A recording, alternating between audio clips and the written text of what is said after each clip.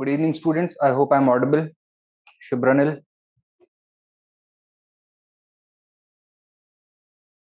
आवाज आ रही है ना? Good evening. Good evening. Right. So, in our previous class, we were talking about the Mahajanpad period, state formation during the Mahajanpad age. ये सब हमने cover किया था. Today, we need to take a look at important developments that took place during the Mahajanpad age regarding India's foreign contacts. So, it was during the Mahajanpad period that Persian and Greek invasions of the northwestern portion of the Indian subcontinent took place. First, we are going to talk about the Persian invasion and its impact. Then we are going to do the same for the Greek invasion and its impact. Persia कहाँ है? It is the old name of present day Iran. ठीक है?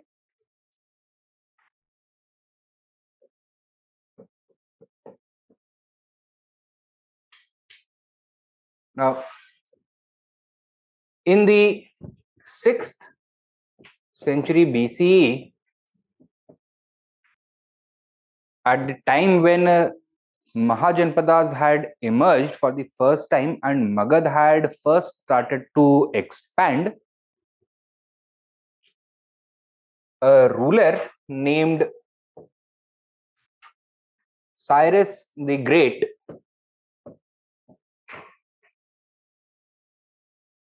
established a vast empire in the Middle East known as the Achaemenid or the Achaemenian Empire.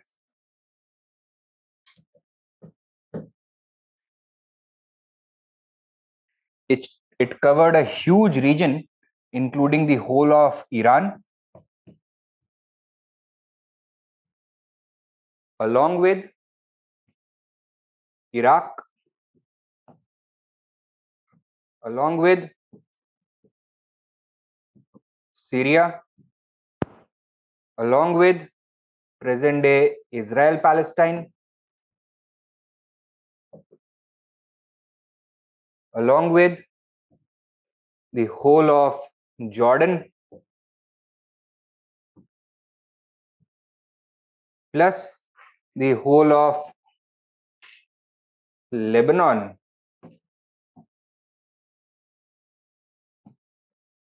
plus parts of present day Turkey, plus present day Egypt,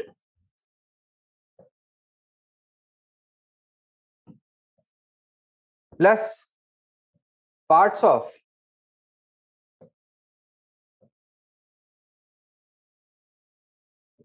Armenia as well. Okay? So as you can imagine, it was an extremely large empire. Now, this was happening at the same time that Magad was expanding in its own sphere.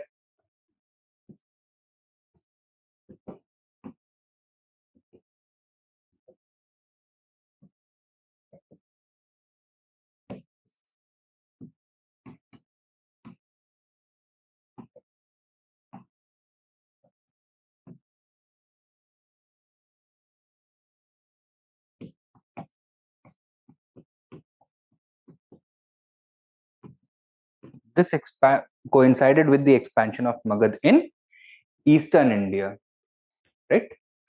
However, Magad was still in its early stages of expansion.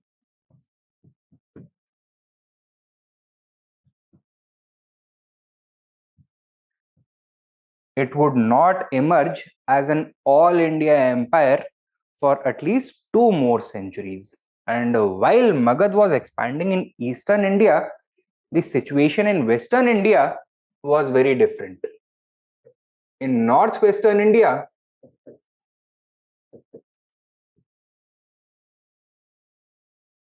we find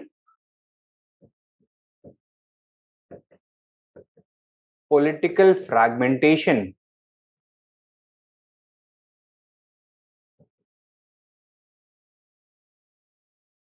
and constant warfare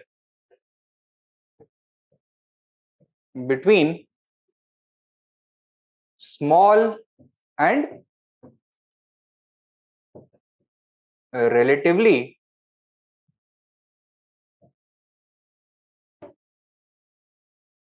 weaker states, such as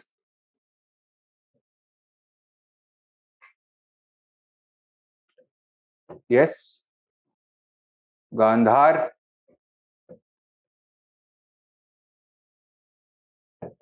Kambhoj, the Purus, Madaras, Kurus, etc. ठीक है?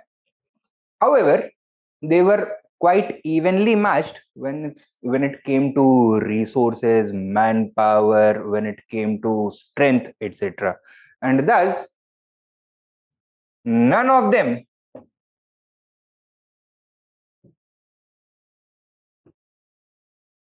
could consolidate power. And the same situation continued for more than 100 years. ठीक है? More than 1 century of frequent wars. इसका result क्या होगा? Is it going to strengthen these states or weaken them further?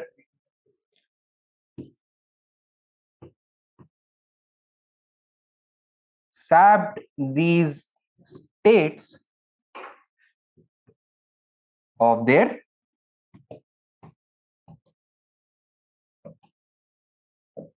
vitality. ठीक है? And as a result, their vulnerability would increase. Now, this region, however, in itself was quite resourceful. Why? Because it was the early homeland of the Aryans and agriculture had been going on over here for a pretty long period of time by this stage. Further, this was also an important trade region because it laid between Eastern India and Persia. So two main civilizational centers के बीच से ये गुजरता था. So while the states were weak, but the region was quite resourceful.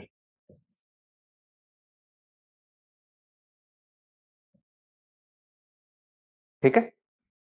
And as a result, one of the successors of the founder of the Achaemenid Empire, his name was Darius.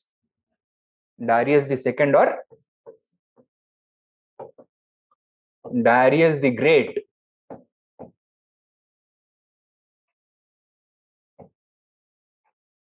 He conducted a lengthy expansion campaign in the region of Punjab and Sindh, right? And annexed them.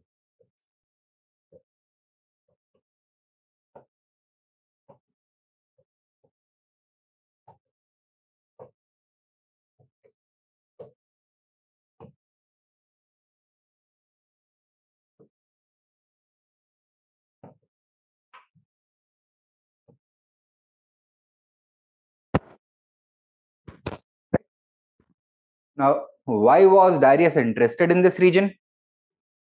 Because of these two factors. First, because the region was quite resourceful, therefore there would be tangible advantages to bringing this under his control. And secondly, it was politically fragmented. The states over here were weak, so there was nobody left to defend this territory. Okay? And this was facilitated by what? The existing trade routes between Persia and Iran had informed the Persian soldiers, generals, and armies of the mountain routes, of the mountain passes between this region and Persia. So, the mountain passes in the Hindu Kush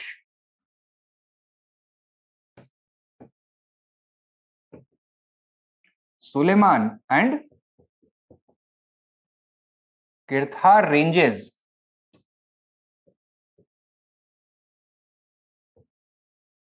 were used by the Persians to invade the northwest. Okay? And following this, Persian rule would continue in the northwest for more than a century. The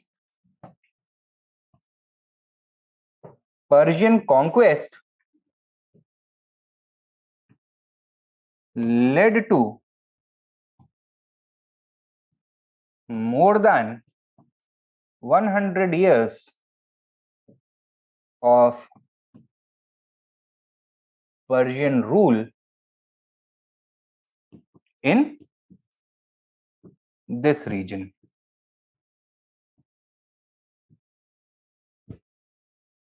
ठीक है?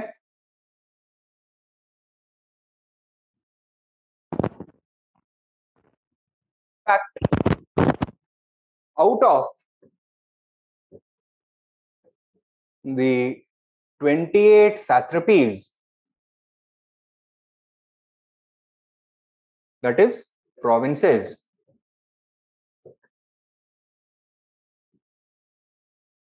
of Darius's empire,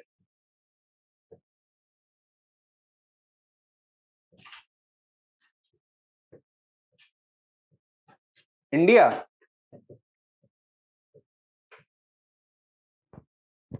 the Persians call this region Hind, right? Greeks called it India, formed the 20th. So out of 28 provinces, it was the 20th one.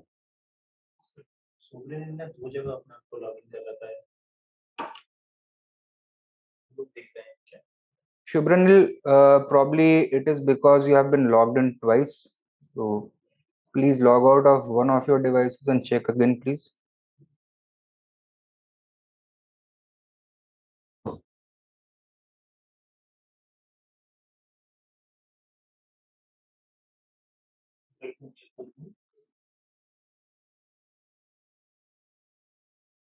रुक जाइए sir.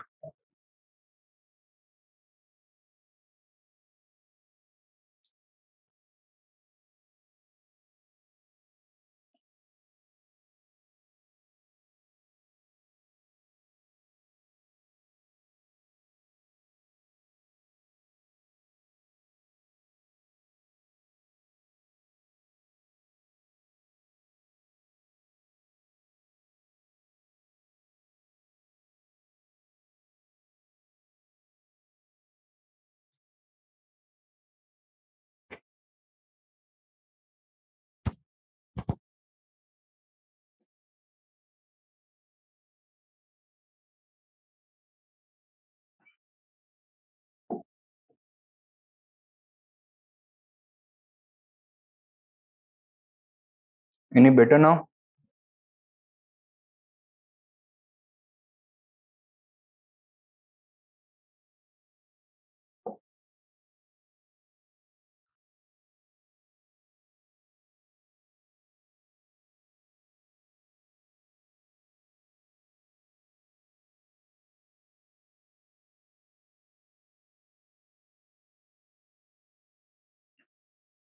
Is it any better now, Shubhranil? अभी आवाज आ रही है clear?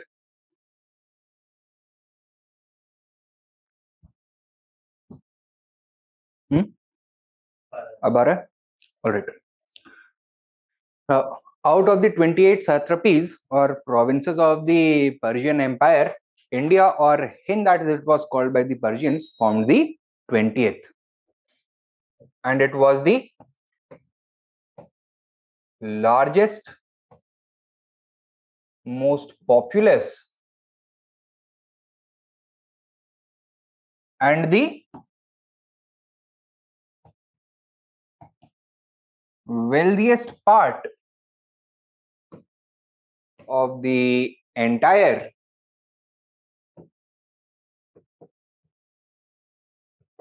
Persian Empire. ठीक है?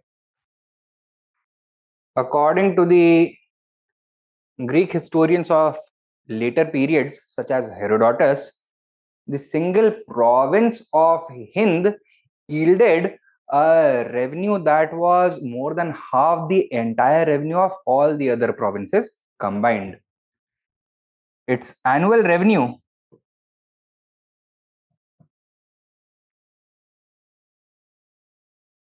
was more than 360 talents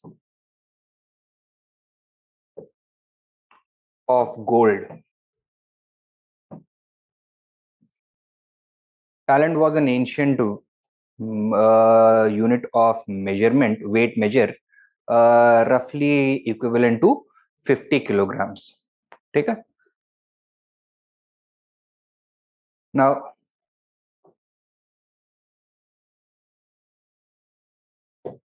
ये development हुआ कब? In the year 516 BCE. This is according to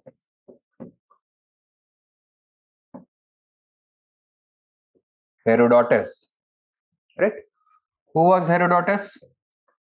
A Greek historian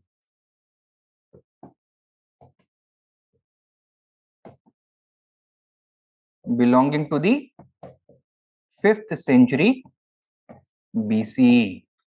That means roughly 150 years before Alexander. He authored a book known as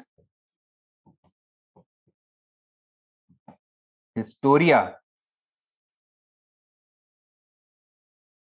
which is regarded to be the first scientific work of history in the entire world, and thus Herodotus is also referred to as the father of history. So he has told us about this particular invasion and conquest. Now, such a massive enterprise and a lengthy occupation, would it have any impact on Indian history, or would it be a forgettable event? It would be impactful, right? So impact of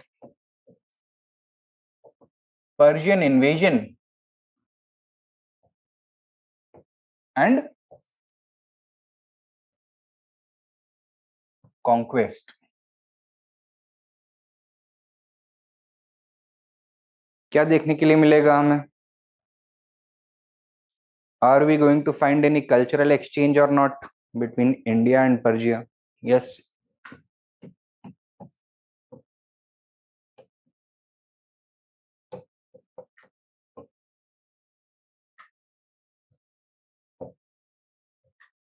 कैसा cultural exchange?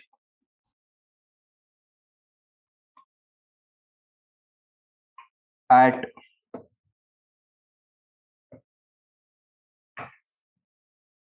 Shahbaz Gadhi and Mansehra, both located in present day Pakistan, northern Punjab.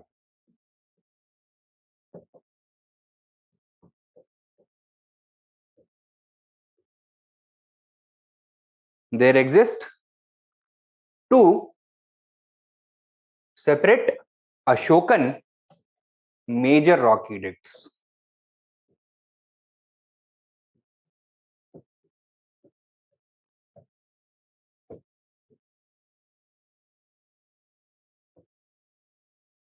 Now, the language used in all of Ashoka's major rock edicts is Prakrit. Okay? This means that in this region, Prakrit was the language that was being spoken by the people. But unlike all the other Ashokan major rock edicts where the script used was Brahmi, over here, the script Kharoshti has been used. This is not a native script of India. It is of Persian origin. So it was probably due to the long history of Persian occupation in this region that people in this region used Kharoshti script. Further, we also find that Megasthenes,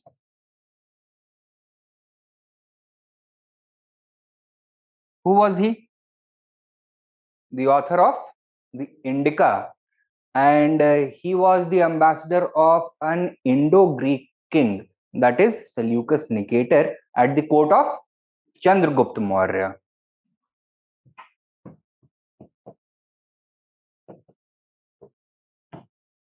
Now, in this Indica, he has described in detail Chandragupta's palace.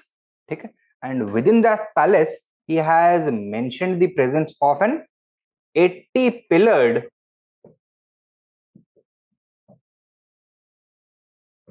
hall. A rectangular hall with 80 stone pillars. And he has also said that these 80 pillars resembled the pillars of Persepolis, right? Persepolis was the ritual capital of the Achaemenids, and it was probably the tastes of the Achaemenids which had inspired the Mauryan craftsmen to make such pillars as well.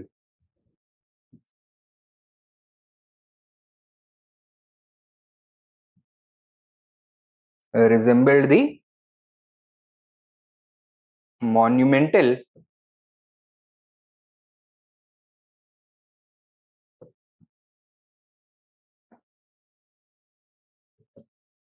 Persepolitan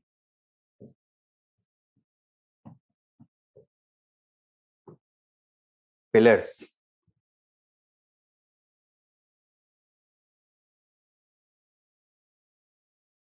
ठीक है? Not only this, but also in terms of ruling ideology.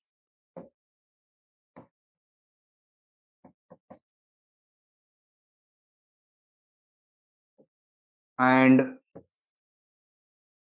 court culture, we see the Persian imprint in India. Now, the Persian kings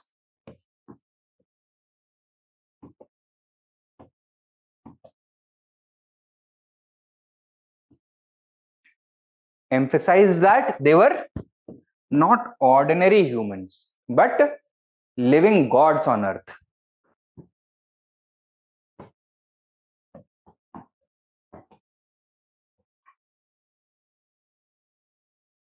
Right?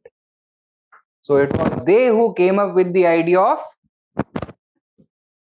the divine origin of kingship.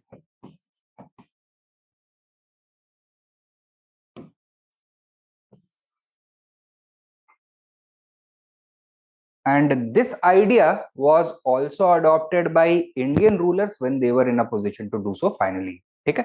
For example, it would be Ashok who would claim for the first time to be the chosen king by God. He would assume the title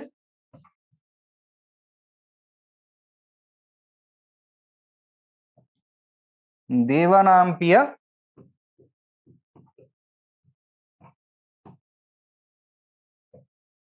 Piyadasi.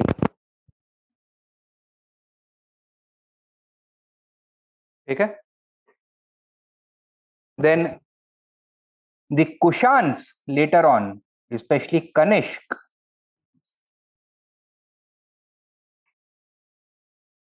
would assume the title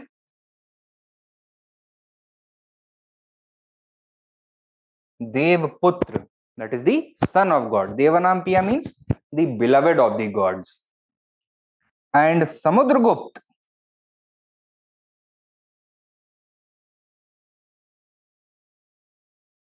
even later would claim that he is a direct incarnation of God. He would call himself an incarnation of Vishnu. Okay? Further, since it was the Persians who had first developed the system of centralized imperial administration, it would be adopted by later rulers as well. Okay? So, when Chandragupta Maurya laid the foundations of centralized administration, he borrowed several concepts from the Persians, such as appointed officials who are directly responsible to the king.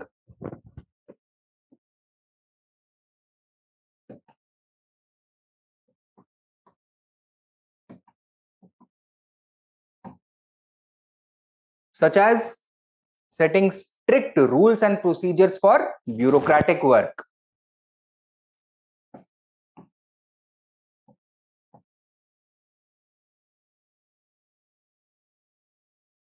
Such as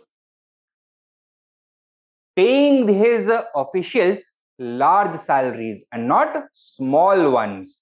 And all the salaries would always be paid in which form? Cash form or kind form? Cash form.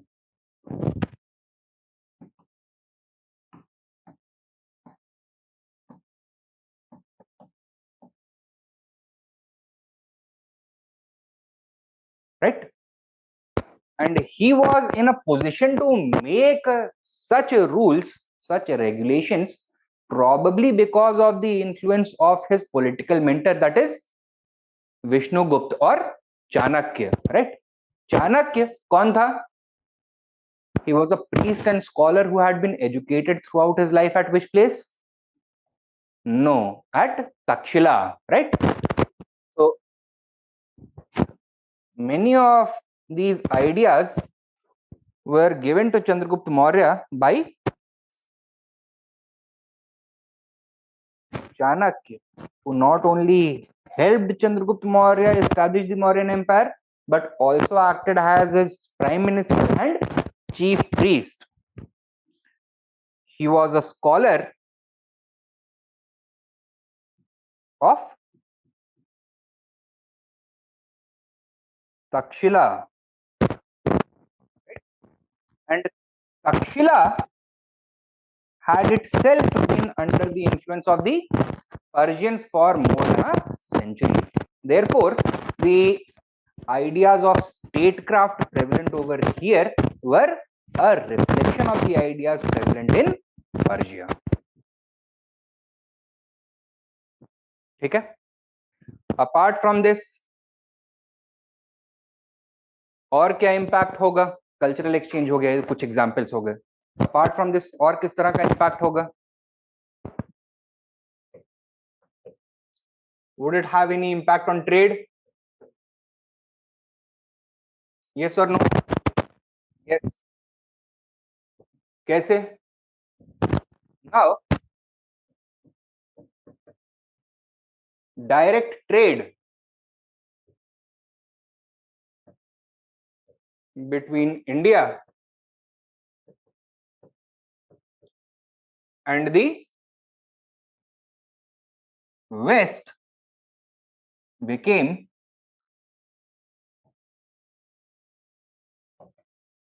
possible.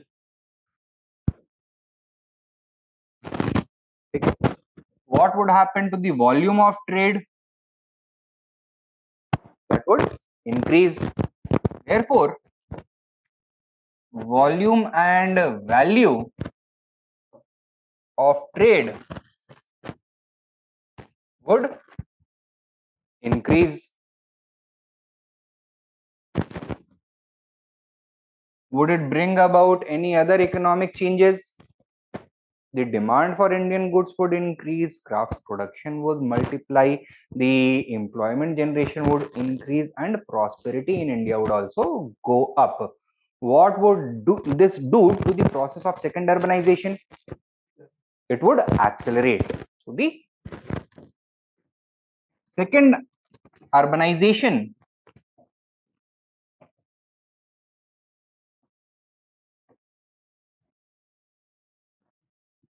accelerated rapidly as a result of this, right? And is this going to have any impact on the political scenario? Which state was in the best position to take advantage of the acceleration of second urbanization? Magad. So it also contributed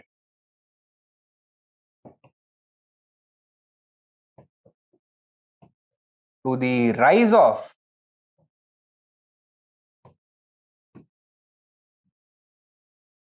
Magad.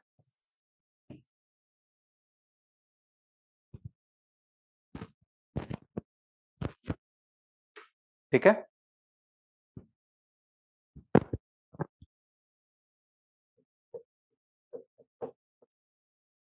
In what other way would Persian invasion influence Indian history? Not only goods from India, but information from India started reaching the West from this point onwards. From the 6th century BC onwards, the Greeks had also started to develop as a civilization, right? And from India, now new information would reach the West, right? So the Persians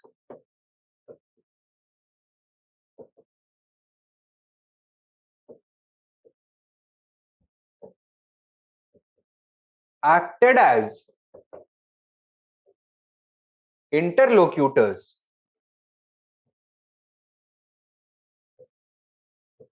between India and the Greeks. And it was only after the Persian conquest of the northwest of India that Greeks को India के बारे में information मिलनी शुरू हुई, right? Greek scholars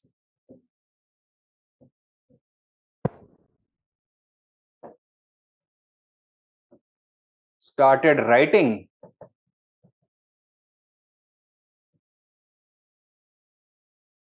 about India for the first time.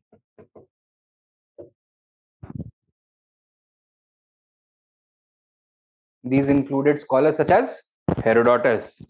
And what was the image of India that they created? As extremely rich, as a fabulous and magical land, as an exotic place, entirely different from the world that they knew and lived in. The early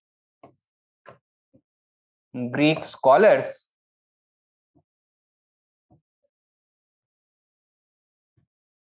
presented India as a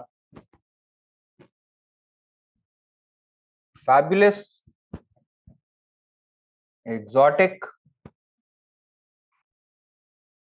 wealthy, and near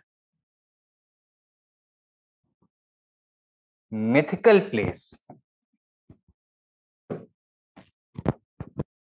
What kind of an impact is it going to have on the psychology of later Greeks?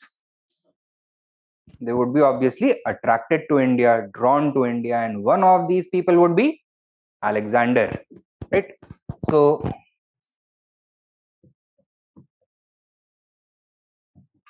inspired by this description,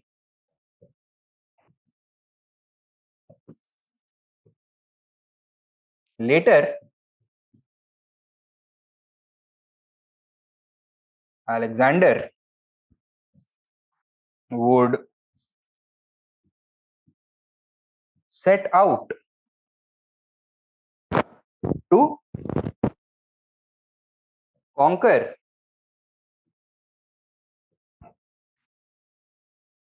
India. Would he be able to reach India? Yes, but he would not be able to conquer it. ठीक है, तो conquer तो नहीं कर पाया, but he ended up destroying another great empire and civilization, that is the Persian Empire, the Achaemenid Empire, right? So we can say that indirectly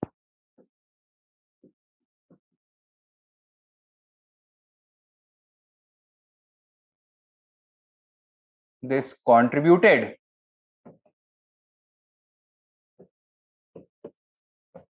to the decline of the Achaemenid Empire.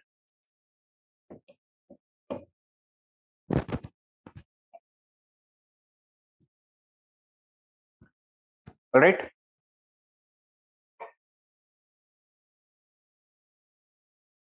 Take down a question. The Persian invasion of India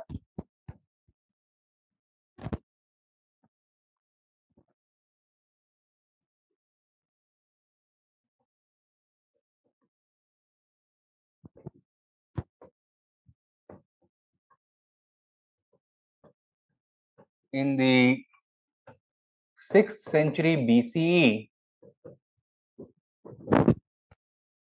left a deep imprint. So stop. Discuss.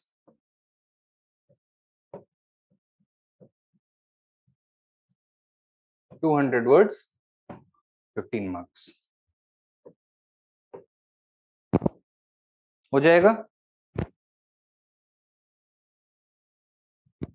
Next we need to talk about the Greek invasion and its impact.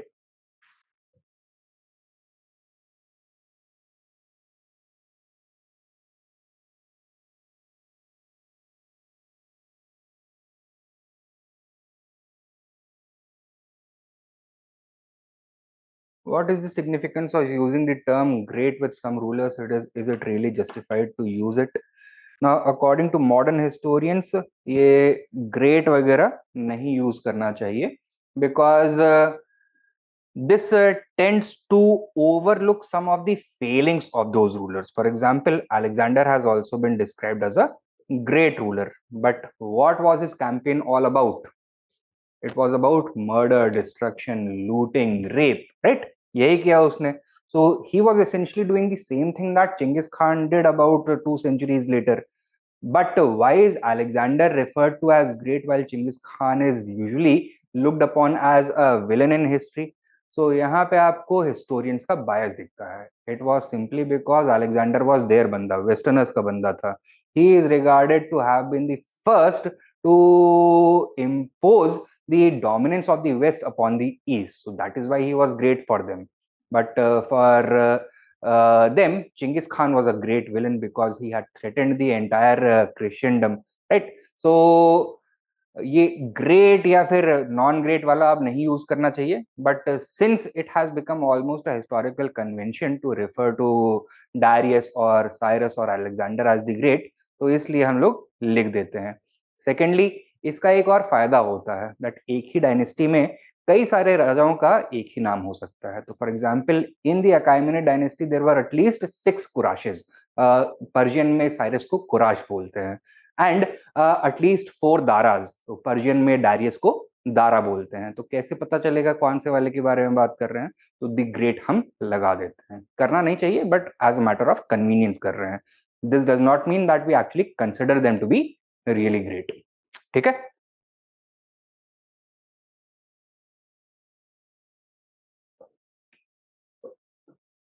All right.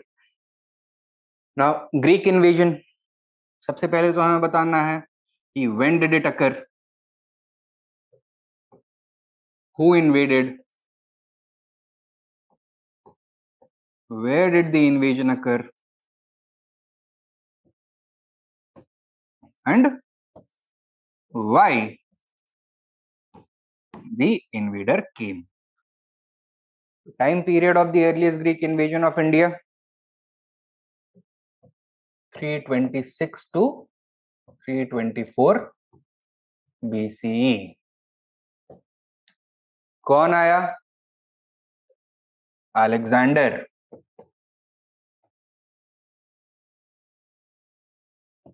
Where? In the northwest portion of the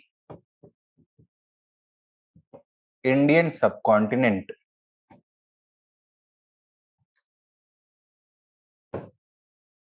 And why did he invade? तो इसके अलग अलग factors हैं. First of all, he had already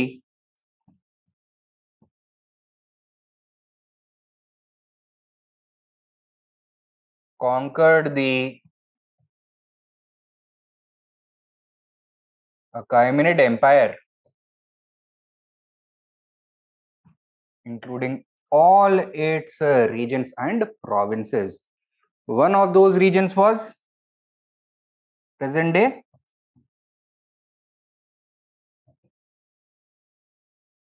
Afghanistan, specifically the city of Kandahar. And historically, what role has this served in shaping Indian history? This has always been one of the favorite staging grounds for invaders. Okay, so the conquest of Kandahar posed Alexander for a successful invasion of India. Secondly, the political situation in northwestern India was also conducive. Now, till the time that northwestern India remained under Persian control, the political situation was stable. But as the political empire started to weaken, its boundaries started to shrink. The states which had been suppressed by the Persians re-emerged, reasserted their independence, and resumed their former relationship. So they were essentially fighting amongst each other continuously. Okay? And this had resulted in the creation of a similar situation that had presaged the Persian invasion of this region. So political situation was also conducive. So both the military as well as strategic material factors were in favor of an invasion. Thus, Alexander was able to invade. Secondly, the writings of Greek historians such as Herodotus, they had attracted Alexander to India. He was enamored and enthralled by their description of India's great riches, magical creatures,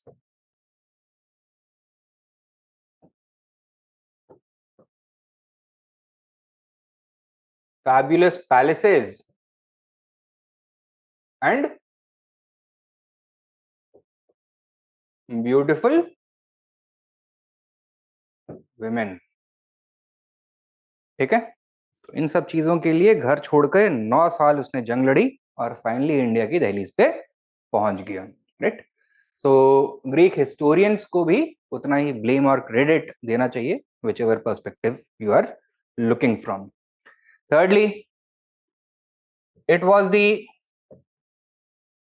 Greek culture itself that was in part responsible for Alexander's invasion. What were the things that it valued most? कैसे figures को लायनाइज किया जाता था Greek literature में, Greek history में? Great warriors,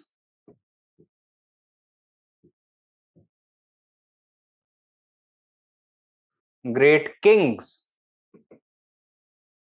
great scholars, great artists, and above all, brave men were lionized in Greek culture. So all their writings, all their literature always glorified people who had these virtues, whether they were actual people or whether they were mythological figures. अगर ये attributes हैं, they would always be shown in a positive light. And Alexander, if nothing else, had an ego bigger than the size of the Titanic. He wanted to surpass all Greek heroes, both real and imaginary.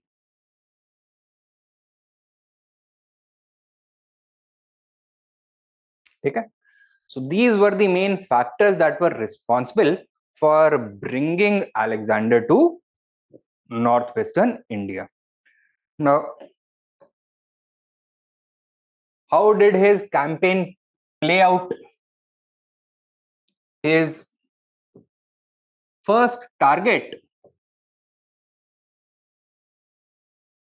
in India, after having conquered Kandahar, after having defeated the Persians and driven them out of there, was Ambhi. Who was he? The king of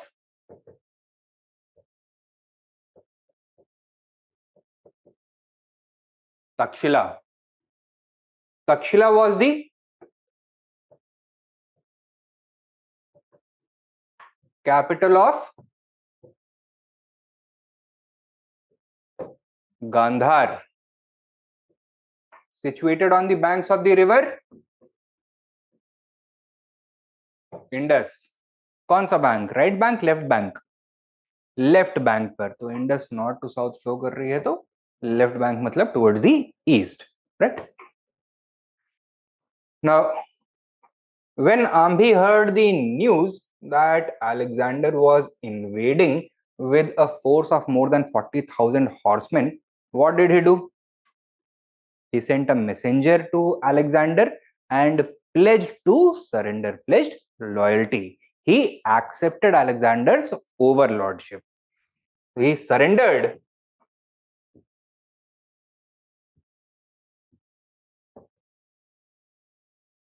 without a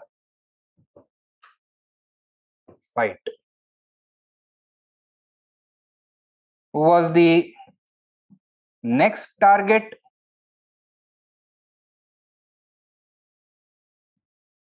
for Alexander? The ruler of the land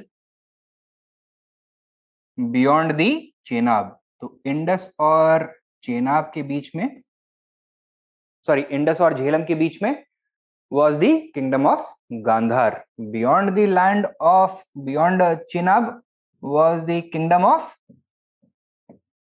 the Purus. ठीक है. तो next target was king Porus. Right. Greek में इसको Porus बोला जाता है. His Indian name was Puru, according to the Greek historians. No native historians have written about him.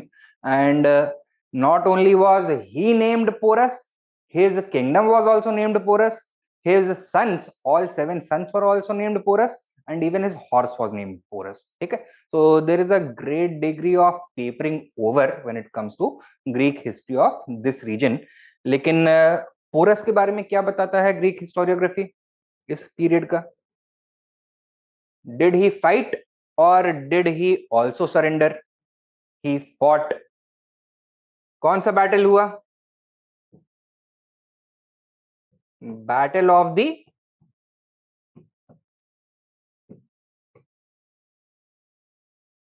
Hydaspes. Right? Hydaspes was the Greek name for the river Jhelum. Right?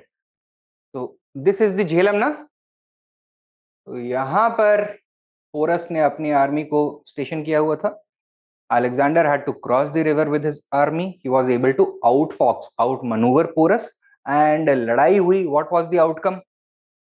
After a pitched battle in which both sides suffered heavy losses, Alexander won the battle.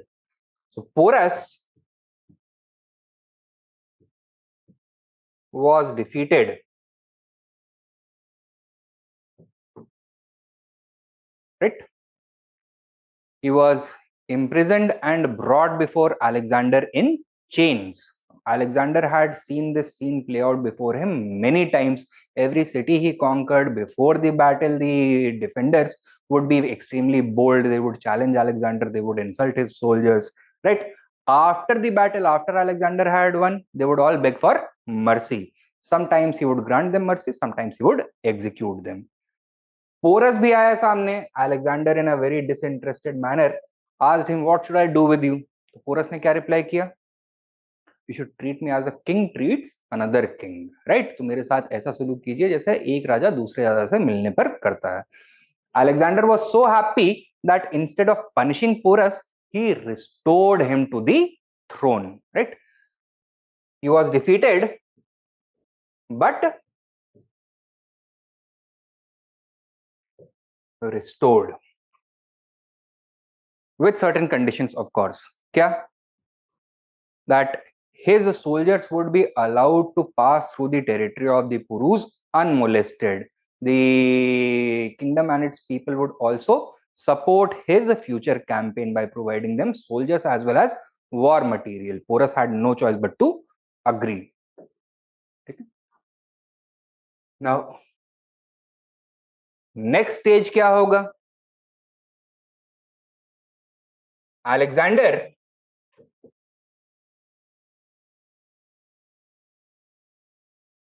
marched eastward,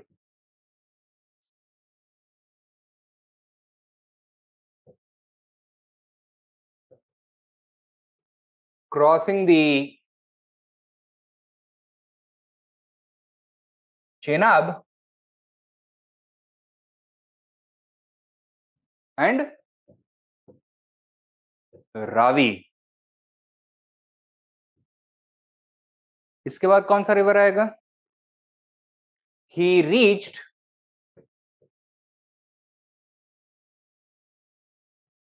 up to the banks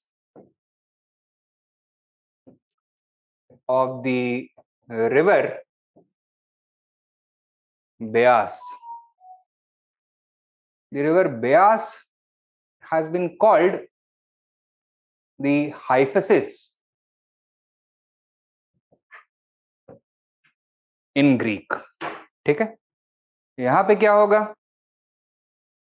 His soldiers would refuse to go any further. However,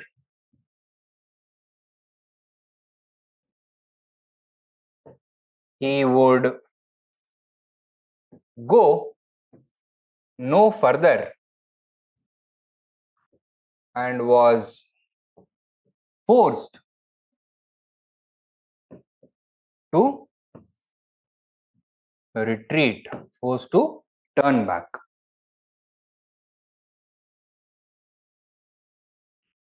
Why? His soldiers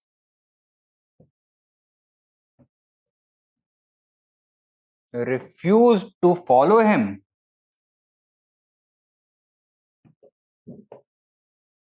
any further.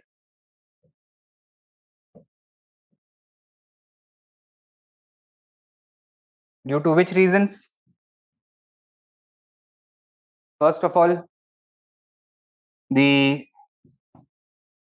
strong army of the Nandas, they knew what lay beyond the Beas. The army of the Nandas would be waiting to defend the land. Who was the ruler among the of the Nanda Empire at this time? No, Dhanananda. ठीक है. Secondly, due to the hot and humid climate of India, the Greek soldiers who were accustomed to a moderate climate, they were facing a lot of discomfort. There were many subtropical and tropical diseases also that were affecting his camp. Malaria ka outbreak bhi ho chuka tha. Dysentery was a big problem also, right? So these were all climatic factors. And lastly, his soldiers also felt homesick.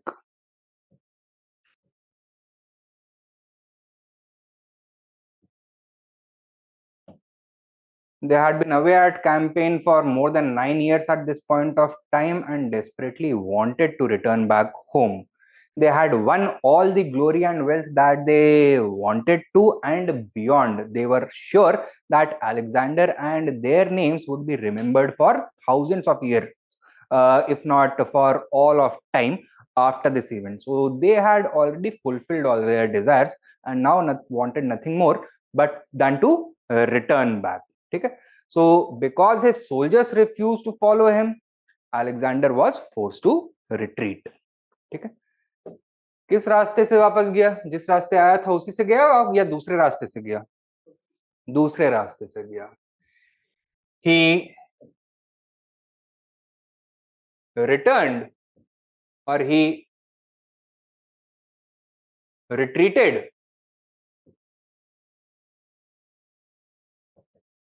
via Sindh and Balochistan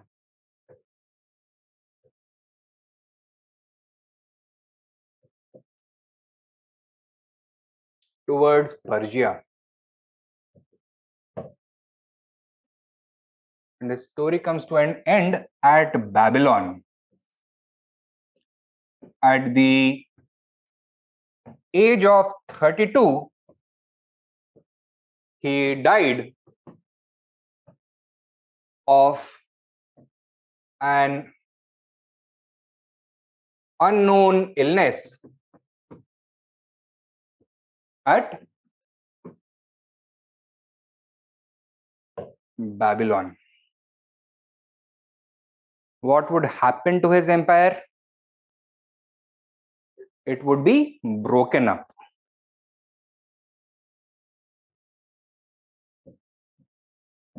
his vast empire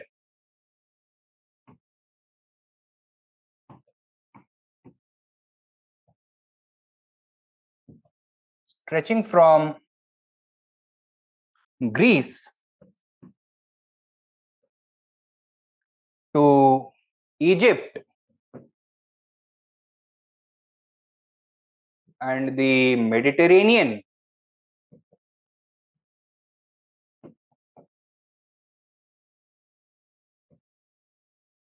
to India was divided among the Diadochi. Who were the Diadochi?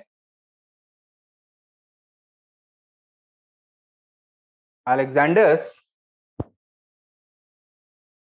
most trusted and capable generals.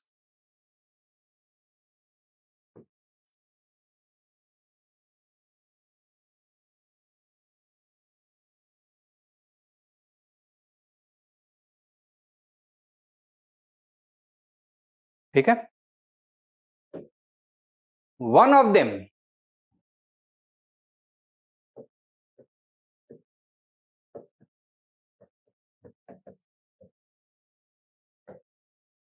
one of the Diadochi, his name was Seleucus Nicator.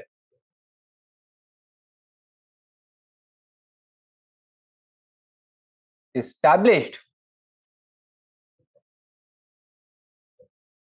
his control over present day Iran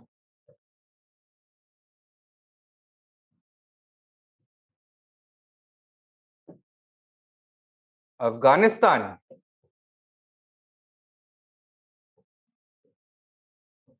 and Pakistan. ठीक है?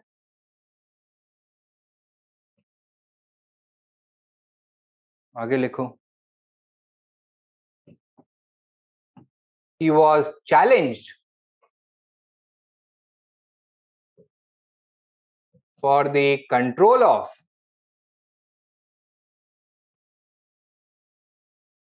Punjab, Sindh, Balochistan and southern Afghanistan. By which Indian ruler? By Chandragupta Maurya.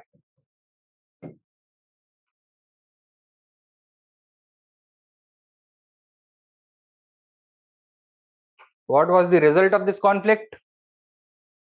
Victory of Chandragupta Maurya.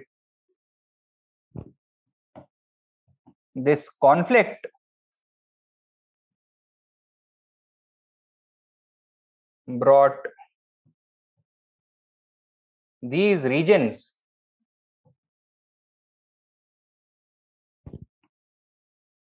under Mauryan control.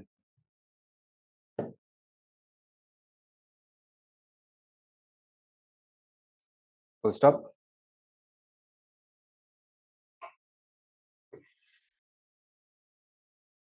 Seleucus and Chandragupta Maurya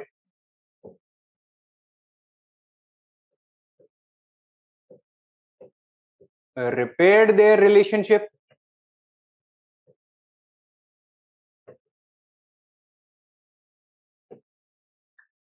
and established a matrimonial alliance as well. Now here the account is a little bit unclear. Indian sources claim that Chandragupta was married to one of the sisters of Seleucus Nicator, whereas the Greek sources claim the opposite. लेकिन matrimonial alliance जरूर हुआ था, ये दोनों लोग agree करते हैं. At the same time, they also established diplomatic relations, right?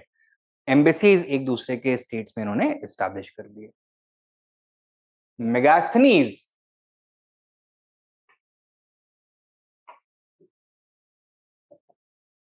arrived at Patliputra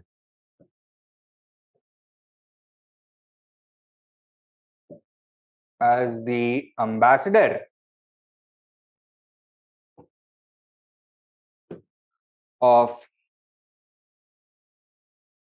Seleucus Nicator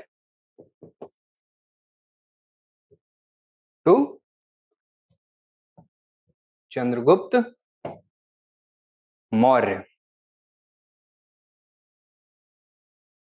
ठीक है. What would happen to the empire of Seleucus Nicator himself, because he still ruled over a very large territory covering both Iran as well as Afghanistan? The Seleucid Empire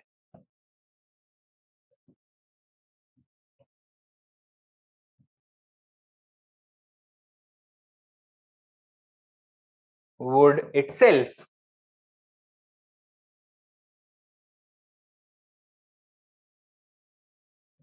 split up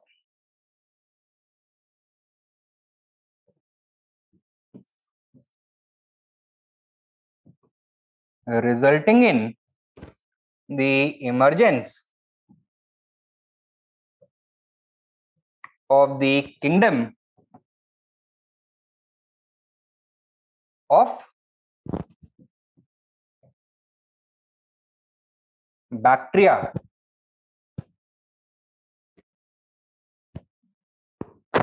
कहां पर? In Afghanistan in the 2nd century BCE.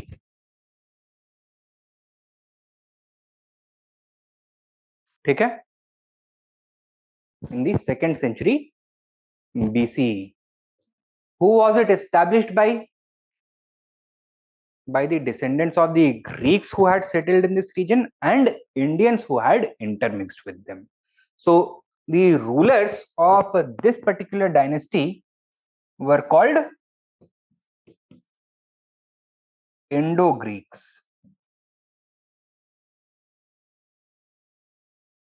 And between the 2nd and 1st centuries BCE, the Indo-Greeks would expand their influence over the whole of northwestern India as well. Mauryan Empire had declined by this point of time. The influence of Magad had receded, thus leaving this northwestern India open for foreign intervention. And following the Indo-Greeks, 3 other groups are also going to establish their influence in northwestern India.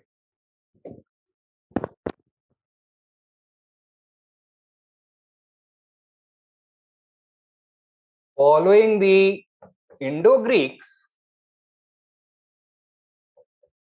northwestern India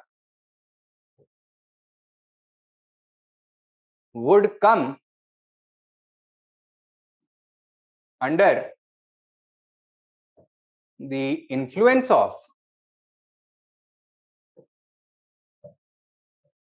other foreign ruling groups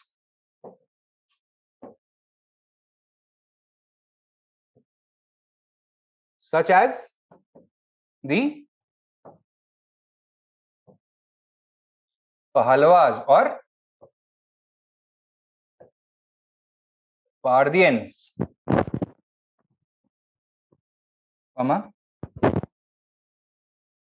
Shakas or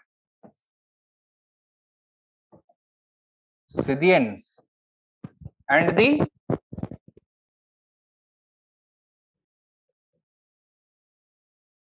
Kushans or the Yuchi. Pahlavas कहां से? Persia. They were the successors of the Seleucids. ठीक है. शाकाज कहां से?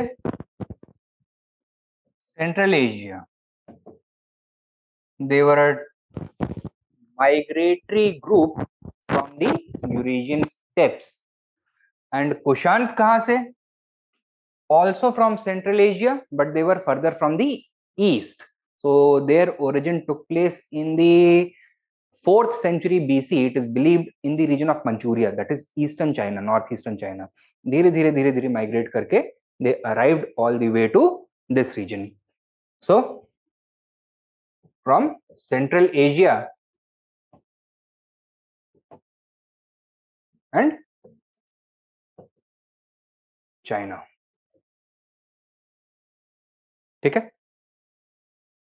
तो the foreign influence in the northwestern portion of the subcontinent is not a modern phenomena or a medieval phenomena. Rather, it is an ancient phenomena. It started all the way back from Persia in the historical period, and uske pehle bhi Aryans, right? So it is a natural, you can say, it is part of the natural development of Indian history कि यहाँ से नए लोग और नया blood, नया culture हमेशा आता रहता है. ठीक है. Now talking about the impact of Alexander's invasion.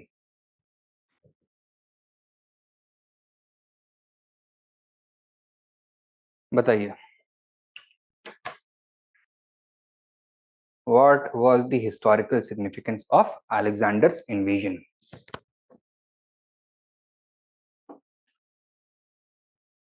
First of all, for the first time, a direct link would be established between India and Europe. This would result in a much greater exchange of goods and ideas.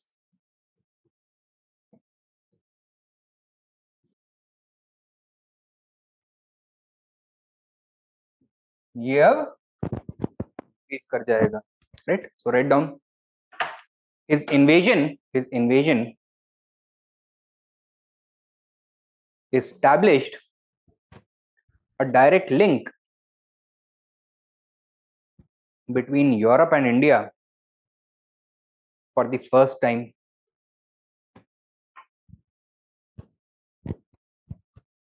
This contributed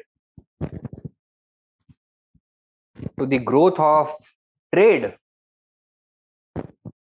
as well as cultural exchange. Growth of trade as well as cultural exchange. Sub point. In different fields अलग अलग foreign हमको impressions देखने के लिए मिल जाएंगे. सब point पहला लिखो. In religion comma idol worship was introduced into India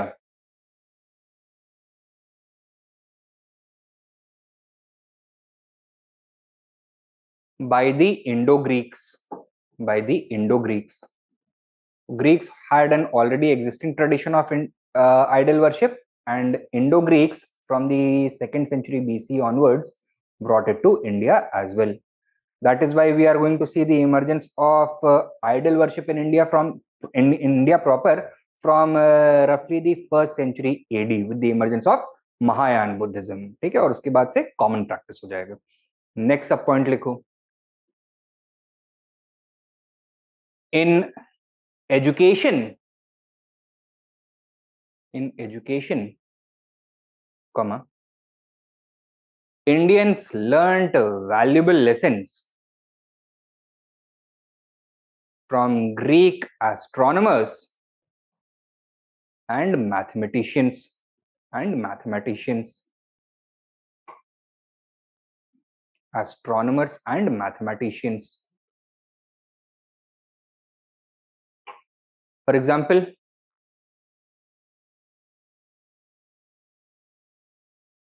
कुछ एग्जाम्पल दे सकते हो? Pythagoras theorem was introduced to India through this contact. So write down the Pythagoras theorem. The Pythagoras theorem was introduced to India through this contact. Through this contact.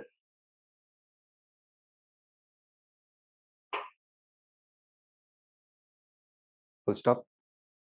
Similarly,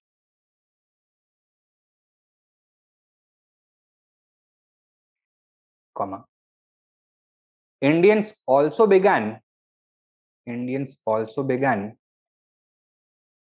the tradition of naming the days of the week,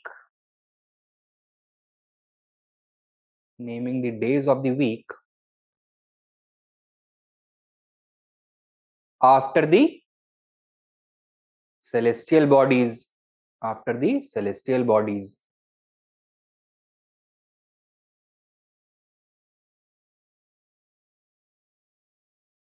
Sunday, for example, day of the sun in India, it is known as Ravivar. Once again, Ravi means sun. Monday, Somvar, Monday moon, Som is moon. इस तरह से. Next सब point लिखो. यूनानी medicine एक medical system है यूनानी. वो कहाँ से आया? ओरिजिन क्या है उसका? ग्रीस वॉज नोन एज यूनान इन एंशिएंट इंडिया. ठीक है. यूनानी medicine also had its origin in Greece. Next sub point. In the field of navigation,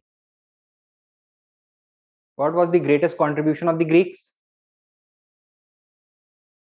The discovery of the phenomena of seasonal reversals of the winds during the monsoon season. In क्या लिखा अभी आपने? In the field of navigation, comma, the Greek navigator Hippalus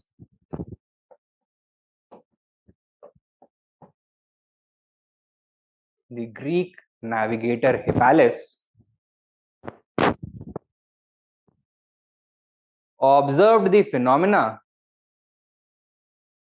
of the seasonal reversal of winds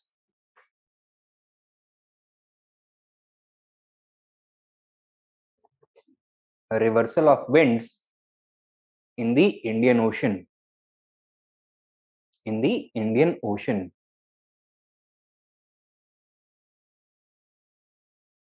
Full stop. This revolutionized the Indian economy and polity.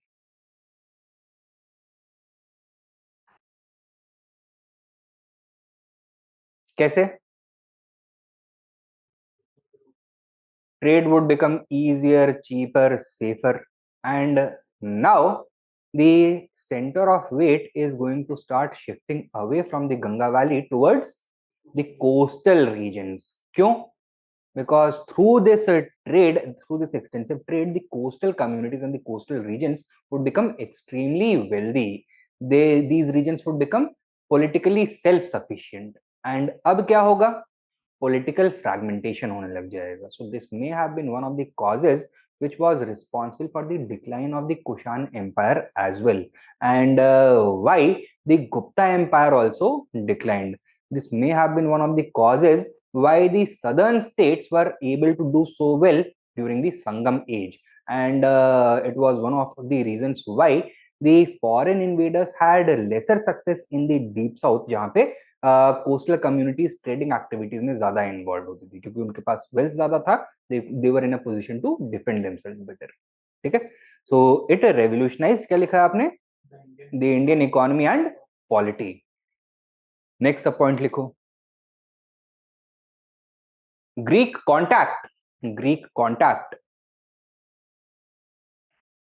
also contributed to the emergence of a particular type of art. क्या बोलते हैं उसको? To the emergence of Hellenistic art.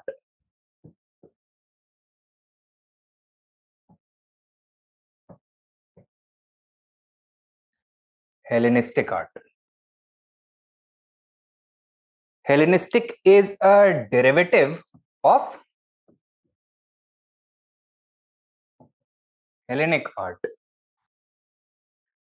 Hellenic means of Greek origin. It is named after one of their goddesses, Helen. ठीक है? तो Hellenic मतलब Greek होता है, हेलेनिस्टिक मतलब डिराइव्ड फ्रॉम ग्रीक. ठीक है? That is Greek plus other. In India's case other कौन था? Indian culture. So this was Indo Greek art. क्या लाइन लिखी है आपने?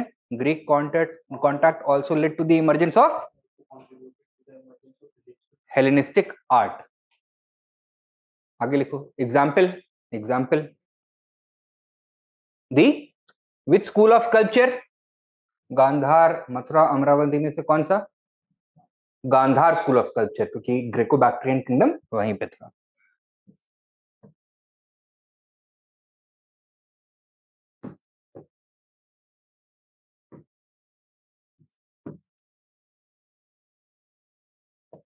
Gandhara school of sculpture. और example the introduction of the yavanika. क्या होता है यवनिका? थिएटर देखते हो कभी? नहीं? इतना तो पता होगा ना, थिएटर में पर्दा होता है एक, किस रंग का होता है? लाल रंग का होता है हमेशा. ठीक है? That red coloured cloth is known as yavanika in Hindi. This was introduced in the custom of Indian theater, in the tradition of Indian theater by the Greeks. That is why it is known as Yavanika. Greeks को India में यवन भी बोला जाता था. This is derived from the word Ionian. Right? If you look at a map of the Mediterranean, one of the seas around Greece, एक तो Aegean Sea है और दूसरा Ionian Sea है. The Ionian Sea is in fact named after another of their goddesses, that is Io.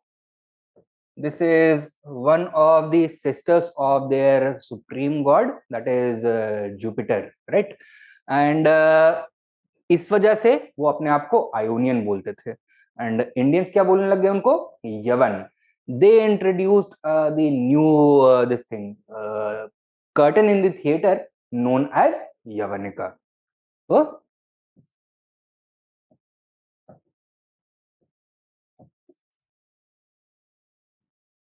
यवनिका हो गया curtain in the theatre. Another example, another great Greek contribution was in the field of coinage. Coinage was transformed into an art form because of the Greeks. They introduced regular coins for the first time in India. They also introduced gold coins for the first time in India. They also introduced coins with names, dates, and images of both kings as well as gods and goddesses. ठीक है. So first to introduce regular coins, means coins with the same shape, standardized shape and standardized weight, Indo-Greeks. First to introduce gold coins, Indo-Greeks. First to introduce coins with names of the kings, the dates of issue and the images of both kings as well as gods and goddesses, Indo-Greeks. Okay? And then this tradition was adopted by the Indian rulers as well. Now, is this exchange going to be one-sided? Are only Indians going to adopt things from the Greeks? No, Greeks are also going to adopt things from Indians. क्या adopt करेंगे? In order to Indianize themselves, किस चीज को adopt करेंगे? India की बोली को, India के रिलीजन्स को. ठीक है. The Indo-Greeks, next sub point लिखो इसी में, कल्चर में ही, डायरेक्ट लिंक वाले में. The Indo-Greeks also adopted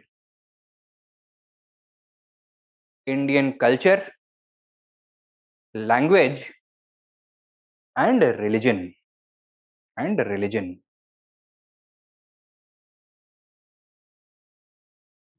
Example,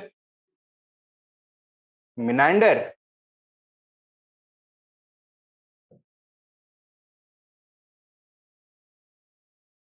He was a very famous Indo-Greek king known in Indian literature as Milind.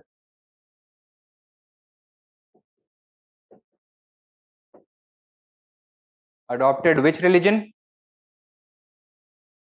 Adopted Buddhism. Adopted Buddhism. ठीक है. Further, later on,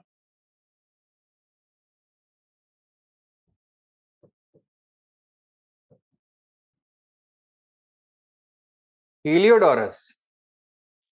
He was the ambassador of a Greek ruler at the court of a Shunga ruler, of a Shunga king, Bhagbhadra. He was a follower of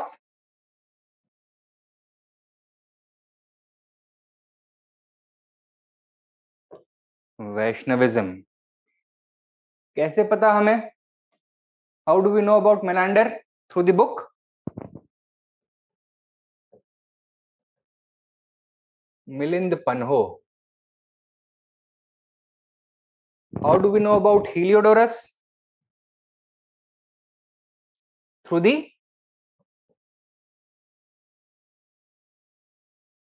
base Nagar pillar. This is also known as the Heliodorus pillar. And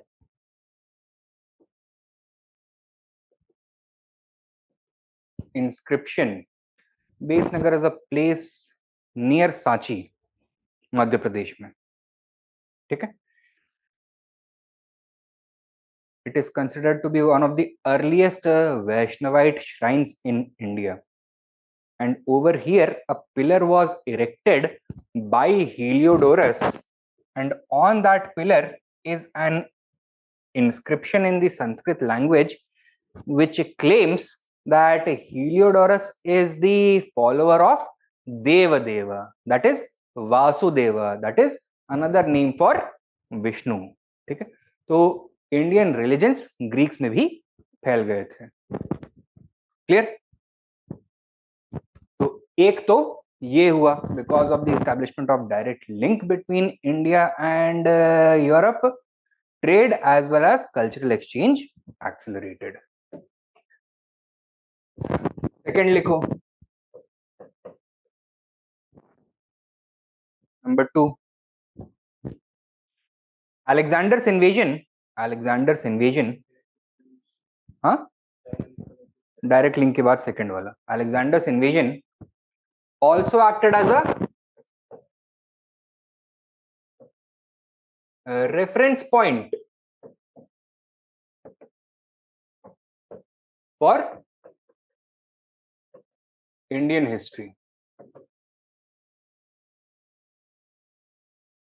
Reference point for Indian history. Full stop. The Indica informs us, Indica of Megasthenes, the Indica informs us that Chandragupta Maurya became emperor 4 years after Alexander's invasion. Full stop. Without this information, comma, fixing an accurate date for Mauryan history would have been difficult. Would have been difficult.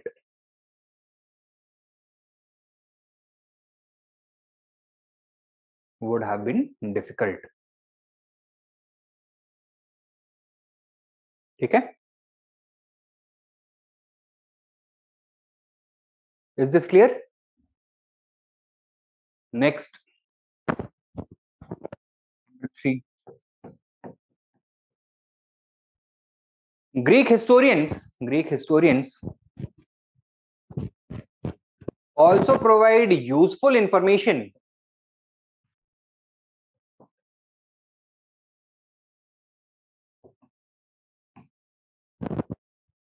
about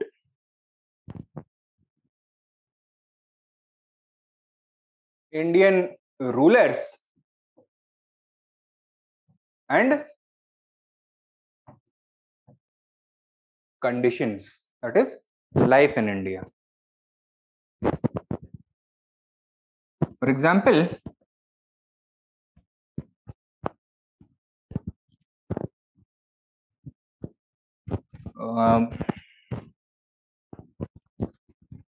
there is a ruler that is often mentioned by Megasthenes by the name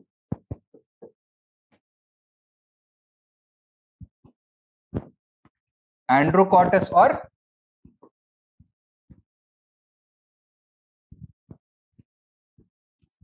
Sandrocotus. Who was he? This is the Greek name for Chandragupta Maurya. Then Greek history also makes references to a king known as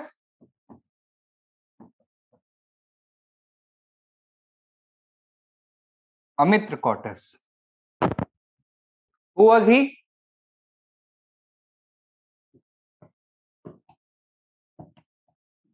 Amitraghata in Indian writing. Amitraghata was the title of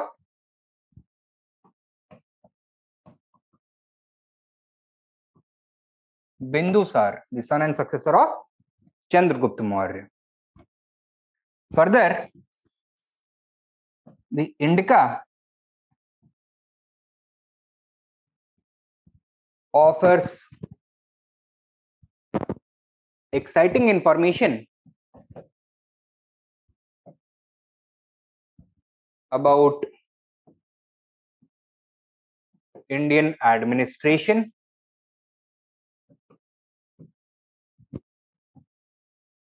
trade, military, society, and religion.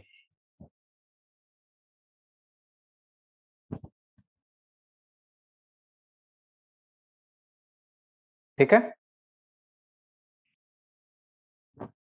Next point, number 3. Alexander's invasion also assisted in the emergence of the Mauryan Empire. कैसे?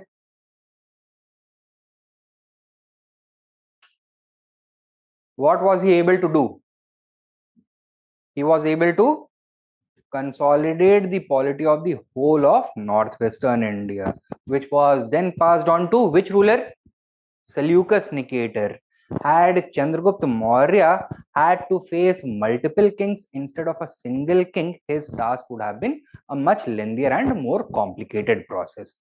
In fact, Alexander's consolidation of northwestern India eased the path of Chandragupta Maurya in incorporating this region. So, you can write Alexander's invasion also assisted in the emergence of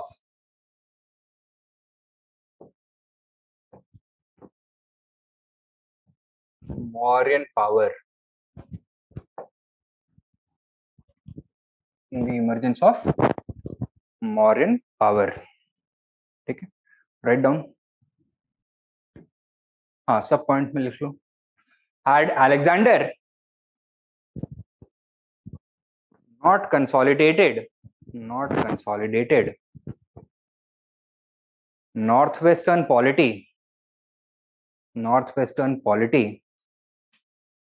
comma, Chandragupta Maurya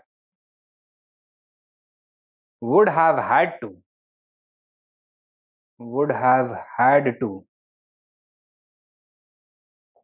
conquer all the small kingdoms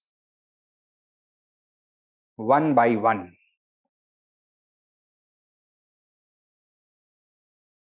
Thus making this process a lengthy and complicated one.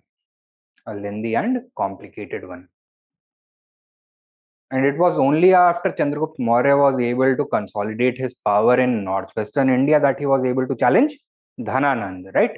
So not only did it play a role in the emergence of Mauryan power, it played a very important role in the creation of the Mauryan Empire as a whole. Complicated one, a lengthy and complicated one.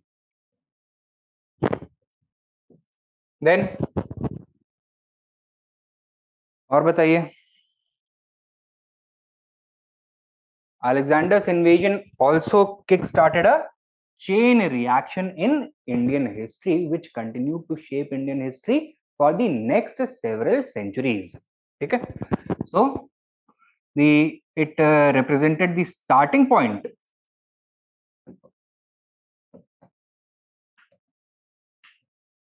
of a new phase of historical development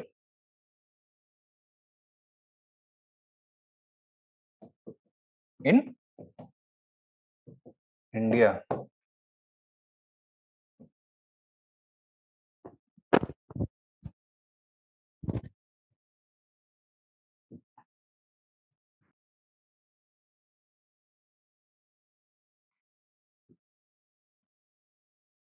Following the death of Alexander, northwestern India passed into the hands of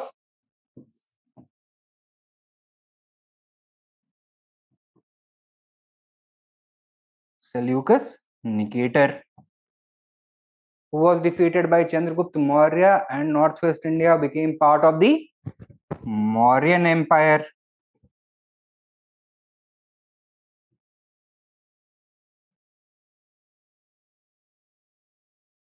Following the decline of the Mauryan Empire, this region came under the control of 4 successive foreign ruling dynasties. That is the Indo-Greeks,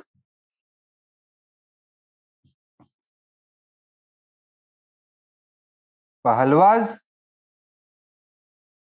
Shakas, and Kushans. ठीक है. So the entire period of Mauryan as well as the whole of post-Mauryan history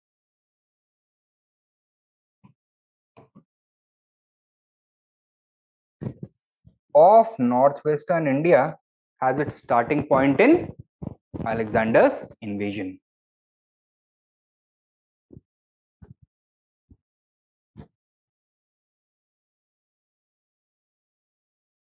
Clear है?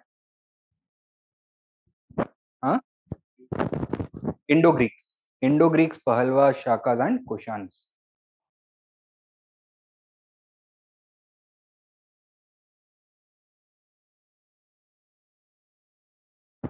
Take down a question.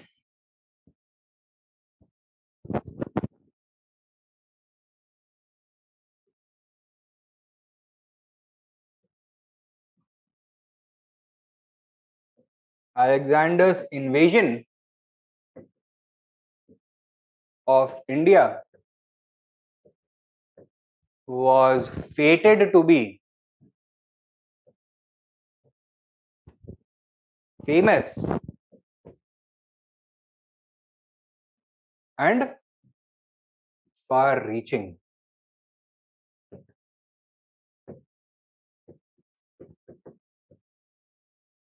Discuss.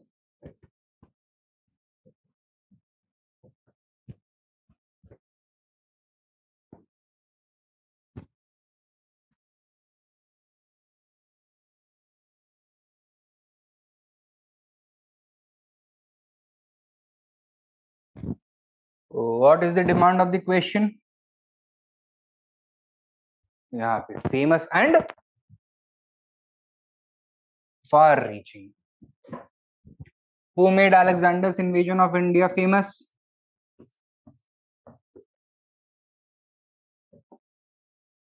Historians. किस जमाने के? पुराने जमाने के, नए जमाने के? दोनों.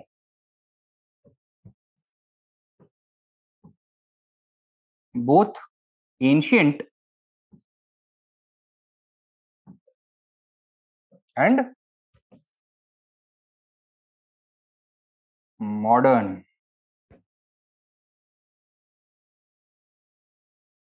जो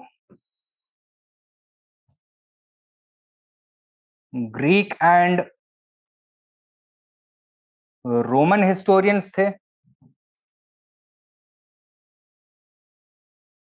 what was their attitude towards Alexander as the greatest of all rulers?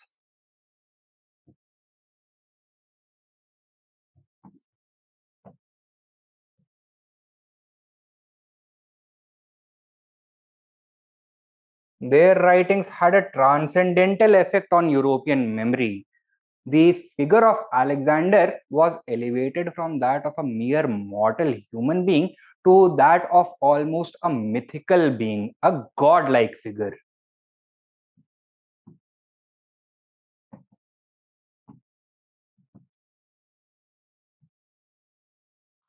इसमें तब्दील कर दिया इन्होंने. ठीक है? And what was the effect of this kind of lionization on European consciousness? That the fame of Alexander continued undimmed for the next 2000 years. If you come to Roman history, so Alexander was the role model for many great Roman generals and emperors later on. For example, the founder of the Roman Empire कौन था? Augustus Caesar, Octavian Caesar. ठीक है? Octavian और Augustus Caesar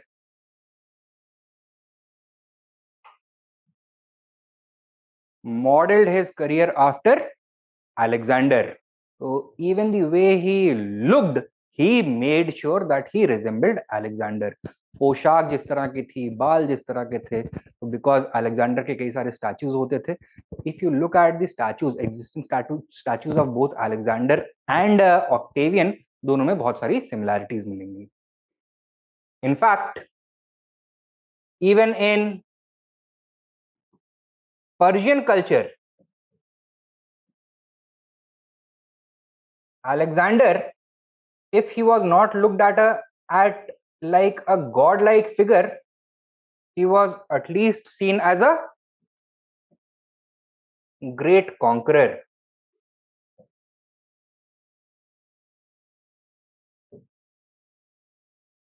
ठीक है.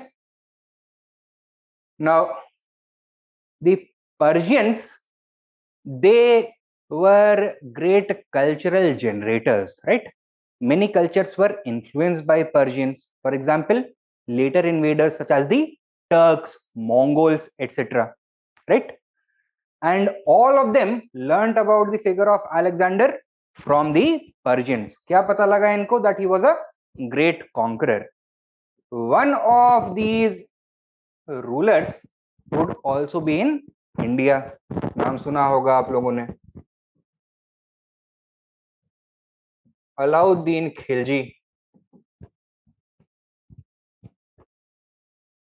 यहाँ बाकी सुल्तान titles assume कर रहे थे, जिल्ले इलाही, जिल्लुल्लाह, that I am the shadow of God on earth. What did he prefer to call himself? Sikandar Sani, the second Alexander.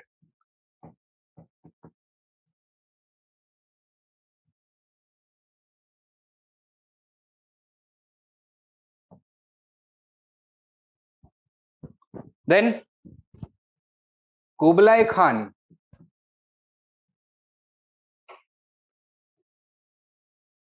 the grandson of Genghis Khan and the founder of the Yuan dynasty of China. इसके court में कौन सा foreign traveller पहुंचा था? Marco Polo, right? When asking him to talk about Europe's greatest ruler ever, Marco Polo ने क्या response किया? He started telling him stories of Alexander. That means even in the 13th century, the memory of Alexander was fresh in the European mind. और Kublai Khan ने क्या बोल के retort किया? That Alexander had 20 cities named after him, Alexandria. All of them I own now. All of them are now under my control. That means he was claiming that I am an even greater conqueror than Alexander. So Alexander as a conqueror became the benchmark against which all future emperors in the known world would be measured. ठीक है. तो इसका result क्या हुआ? He became a benchmark for future conquerors.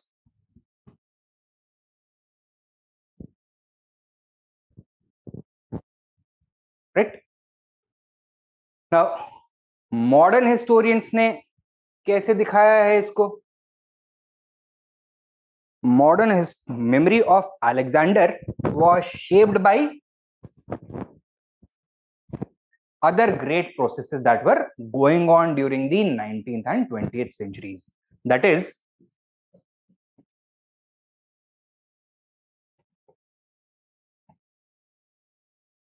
industrialization, which in modern historiography was another word for modernization, and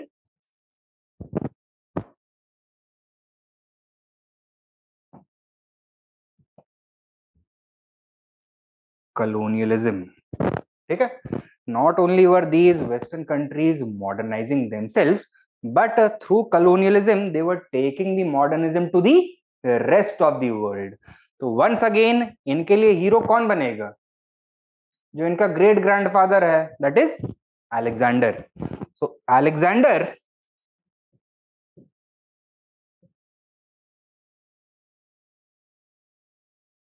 in modern history is remembered as the champion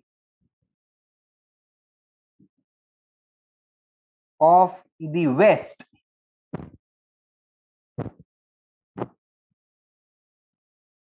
against the East.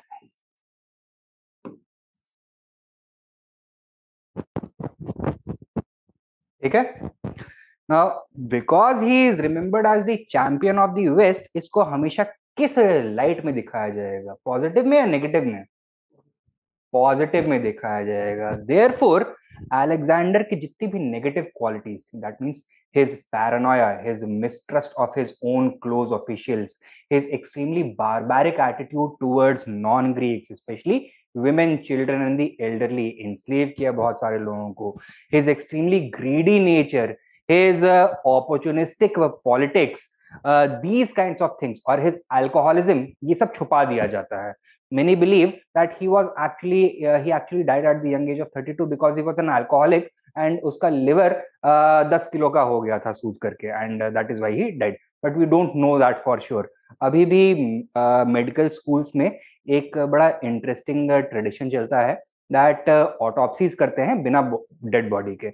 One of the famous historical autopsies that medical students even now perform is the autopsy of Alexander. तो उसके symptoms आपको बता दिए जाएंगे, आपको guess करना है कि किस डिजीज से मरा था। One of the very popular prognosis given by most or many students or many professors also is that he died because of liver cirrhosis because he was an alcoholic, right? तो ये सब नहीं बताते हैं उसके बारे में। क्या बताएंगे कि 7 घोड़ों का उसका रथ था, चैरियट था, दैट डरायस द सिक्स्थ को उसने एक झटके में उसकी तलवार से धड़ उखाड़ दिया था, that when the battle was on the verge of being lost, it was Alexander who charged into the फ्रे and carried the day, it was his speeches and his motivation which carried the Greek forces forward, right? ये सारी glorious चीजें बताते हैं, बहुत रोजी picture draw करते हैं, ठीक है? And this has, or this kind of historical attitude towards Alexander, he has been a darling of historians since the ancient period right up to the modern period. This fated, or this made sure that Alexander's invasion of India was going to be famous। लोगों को अपने बगल वाले, अपने खुद के district की हो सकता है हिस्ट्री ना पता हो, लेकिन सिकंदर का नाम सबने सुना होगा। सिकंदर क्या, उसके घोड़े का नाम भी सुना होगा, right? In fact, everywhere he went, he left behind his imprint also। जैसे मैंने बताया, दुनिया में उसने 20 शहर बनाए, सबका नाम अलेक्जेंड्रिया रखा। इनफैक्ट अपना घोड़ा, उसके घोड़े का नाम था बुसेफिलिस, और उसको फारसी में बोलते हैं बुफकिला। वहां जो, जहां पे उसका घोड़ा मरा, वहां पे उसने एक नया शहर बनाया अपने घोड़े के नाम पर, बुफकिला नाम का शहर। कहाँ पे है? पाकिस्तान में, राइट? सो इस तरह की उसने चीजें करी that ensured that he was going to be a figure who is always remembered in history. Second is that it is far reaching. बताओ फार रीचिंग क्यों था? अभी हमने देखा इम्पैक्ट की वजह से कि डायरेक्ट लिंक एस्टैब्लिश हुआ, न्यू पॉलिटिकल, सॉरी, नया हिस्टोरिकल चेंज का एक चेन रिएक्शन शुरू हुआ। इंडियन हिस्ट्री में बहुत, इंडियन हिस्ट्री और हिस्ट्री राइटिंग के ऊपर बहुत बड़ा इम्पैक्ट पड़ा इस रीजन की वजह से। आपको केवल एक तरफा व्यू देना है या फिर यहाँ पे दो चीजें आर्ग्यू करनी है? दो तरफा आर्ग्यू करना है, राइट? तो पहले तो आप ये सारी चीजें बता दोगे, देन काउंटर आर्ग्यूमेंट क्या करोगे?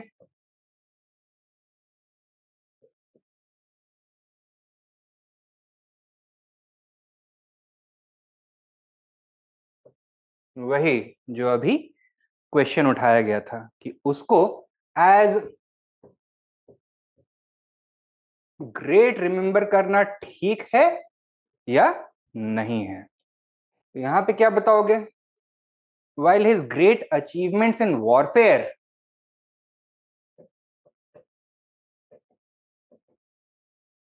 military organization, logistics,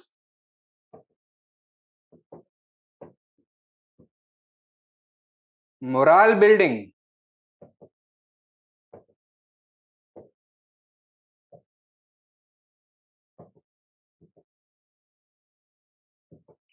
administrative division or administrative organization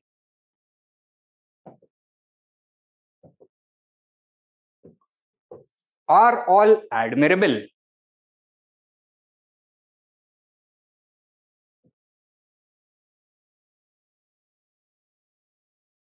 साथ में क्या बताना पड़ेगा? Alexander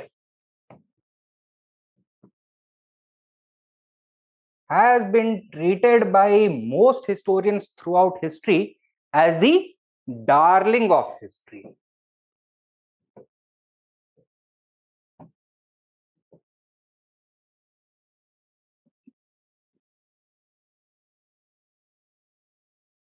So, are the opinions expressed in history about him always objective? No. Often biased historiography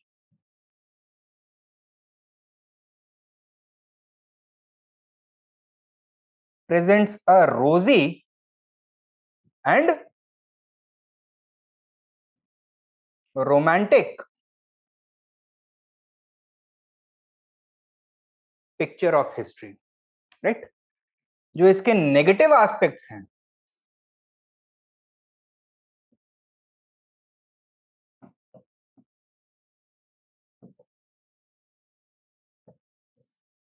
they are always conveniently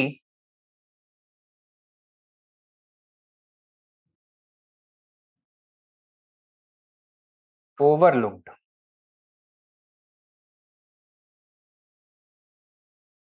To the Greeks, he may have been a big hero, but what was he to the Persians? Was he not the bringer of calamity?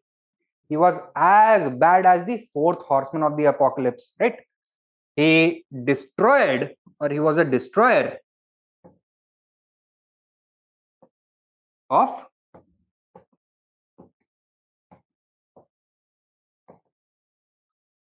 civilizations.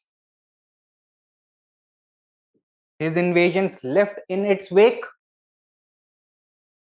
क्या? Pain, suffering, poverty, famine, and death.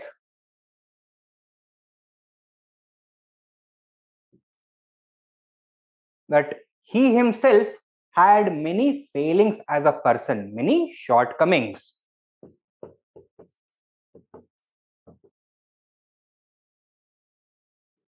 Such as his paranoia, अपनी माँ का कत्ल करवा दिया, right? His alcoholism,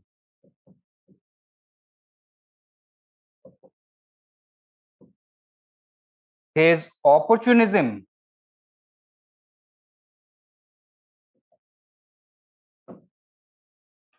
etc. Right? And अगर हम इसके इन्वेजन्स के पॉजिटिव इम्पैक्ट को देख रहे हैं then we should also question that whether bringing these positive impacts to the regions that he was invading was actually his intention और not.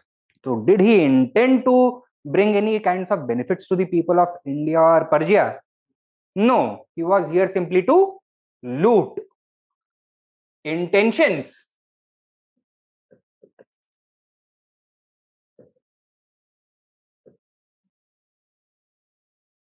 were not, you can say, not benign. Benign कहना गलत हो जाएगा. Intentions were hostile. He was drawn by greed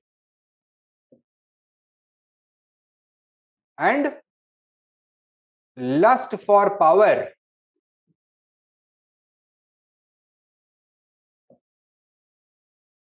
glory, and fame more than by anything else.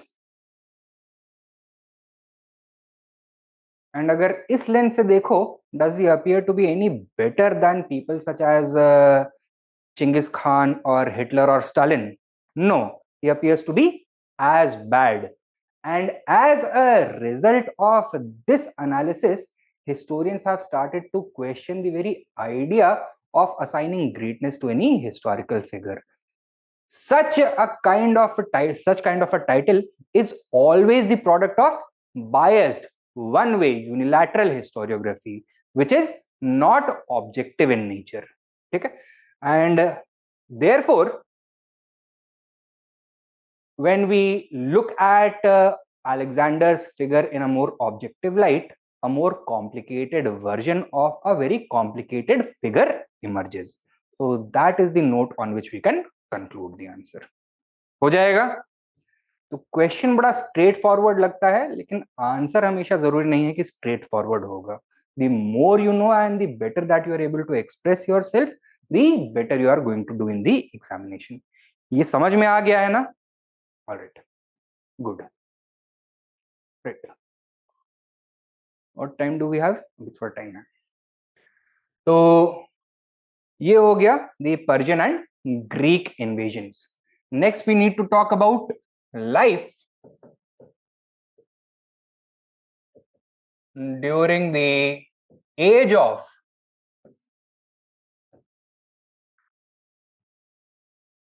Buddha. किसके किसके बारे में बात करनी है हमें? Administration, economy,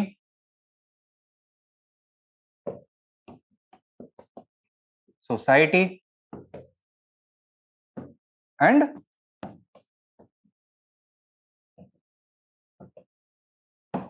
religion.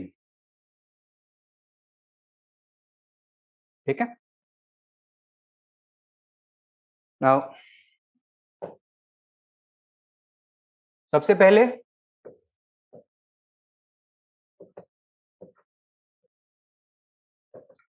Administrative life. क्या देखने के लिए मिलता है?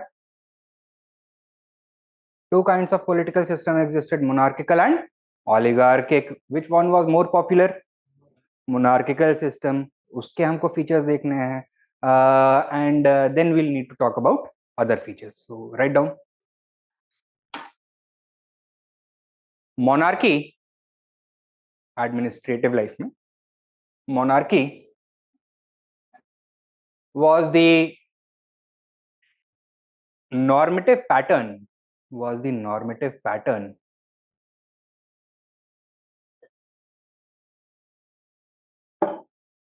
of political organization during the Buddha age. Subpoint. The king was the absolute ruler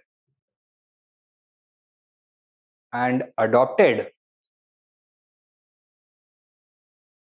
pompous titles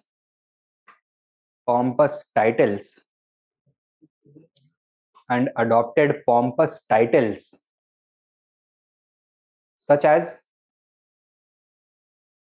Samrat,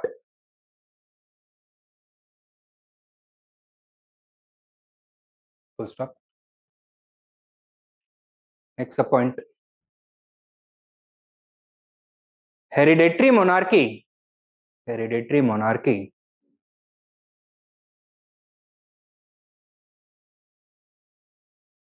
was in place. And was there any fixed rule of succession? On paper था, लेकिन in reality practice नहीं होता था. क्या लिखा है? Hereditary monarchy was in place, but the concept of a fixed rule of succession existed only in theory.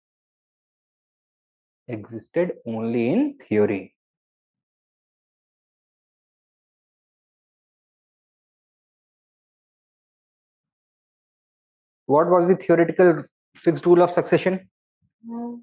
The rule of primogeniture.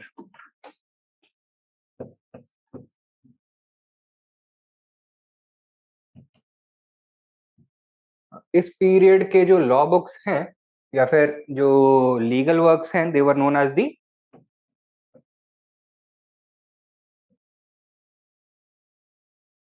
धर्म सूत्रास, धर्मशास्त्रास थोड़े बाद में आएंगे, modern period onwards, sorry post modern period onwards आना शुरू होंगे। इस समय धर्म सूत्रास होते थे। They talk about the law of primogeniture as being the ideal, लेकिन रियलिटी में क्या होता था? It was not actually followed all the time. Many times you will find that the ruler is assassinated and replaced by either his son or his brother. For example, in the case of Ajatashatru or Bimbisar, he was assassinated by Ajatashatru. Ajatashatru himself was assassinated by Udayan, right? Ashoka is said to have murdered 99 of his brothers to come to the throne. So he came to the throne as the result of a great civil war between several brothers. So rule of primogeniture existed on paper but was not implemented always in reality. Primogeniture क्या होता है? The rule which states that after the death of the king, his eldest legal son is going to become the heir. क्या लिखा है अभी आपने? Only in theory. Next point. While the Dharma Sutras prescribed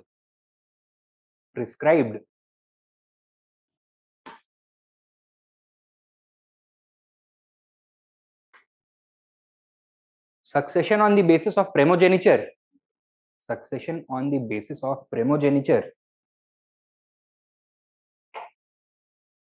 Within brackets, you can write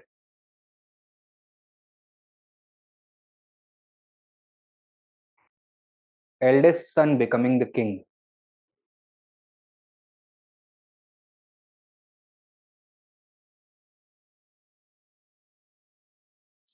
Comma. In reality, it was rarely observed.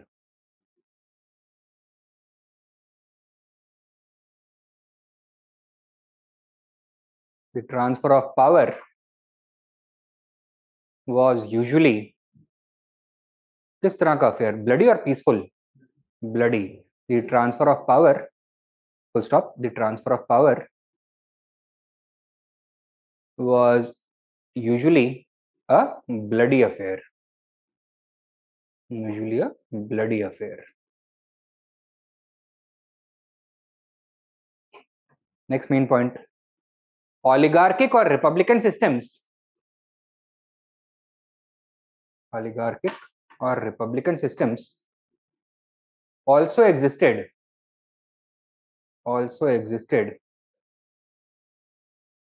where power was shared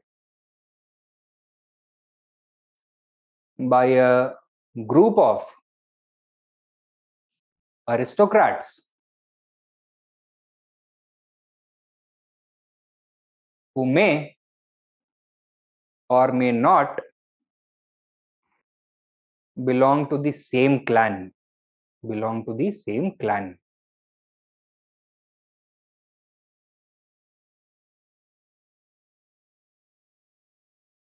So stop. Subpoint. However, these republics were republics in name only.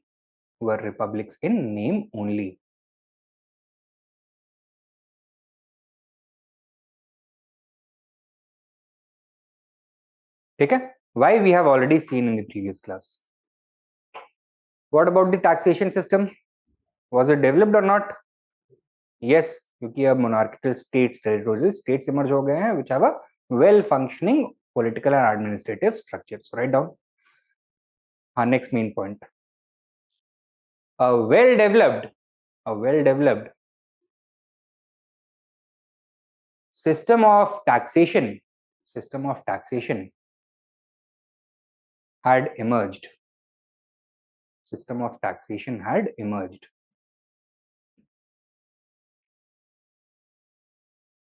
Full stop. The contemporary Dharma Sutras and Upanishads.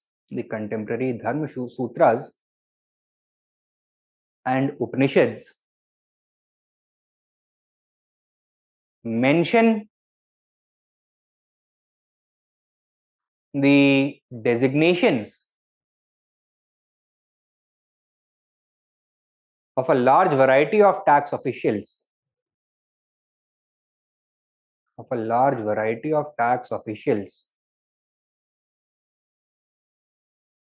who collected different kinds of taxes.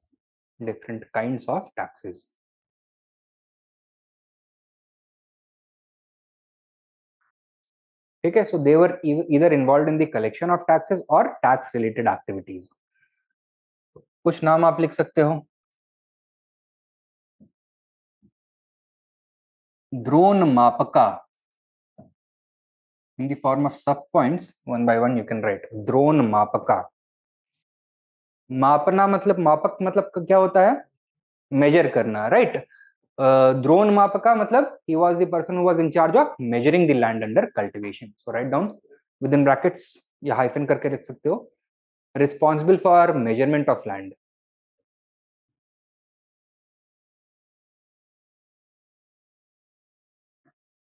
Next one, रज्जु ग्राहका.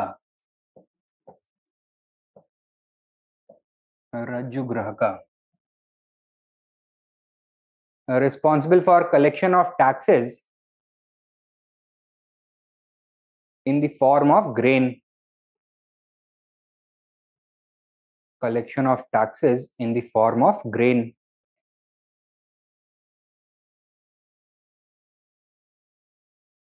Probably land revenue collect करने वाला official होता होगा ये, ठीक है, in the form of grain. Next one, शौल्किका.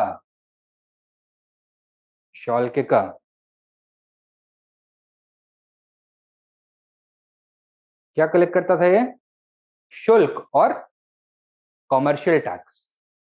Collector of शुल्क और commercial taxes such as tolls and sales tax.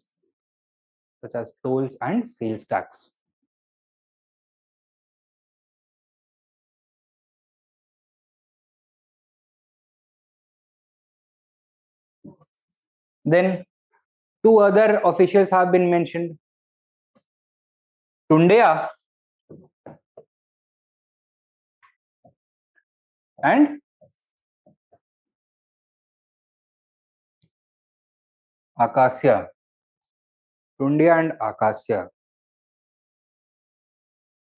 लिखो, they seem to be involved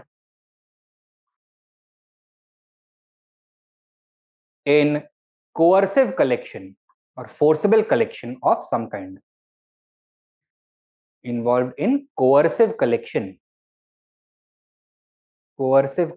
of some kind.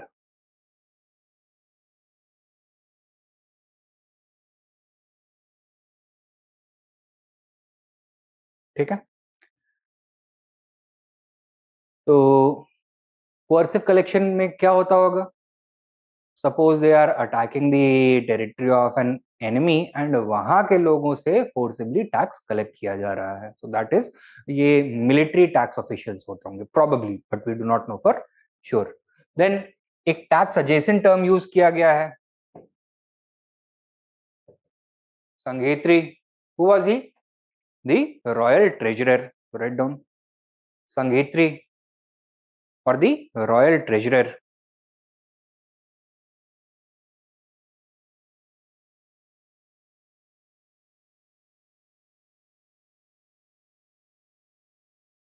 Now,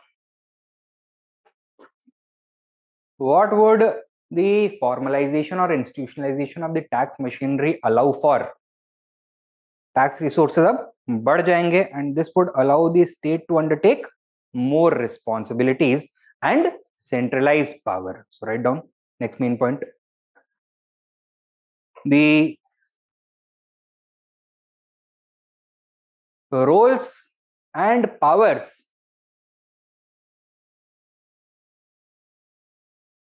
of the state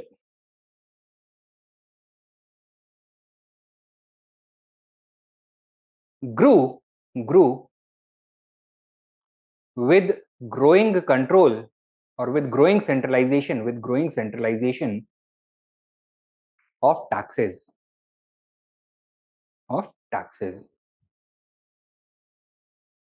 Full stop.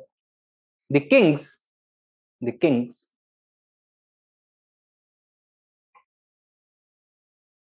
now began maintaining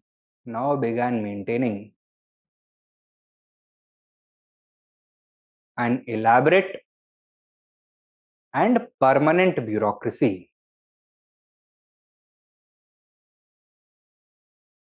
to perform these functions.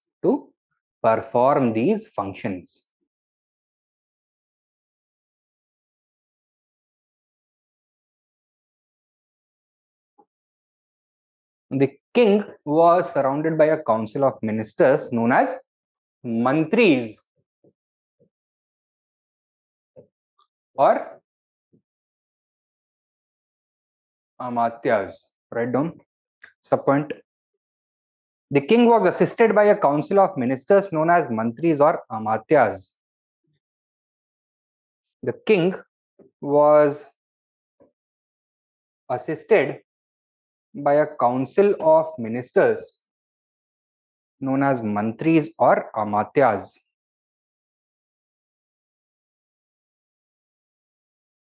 Each of whom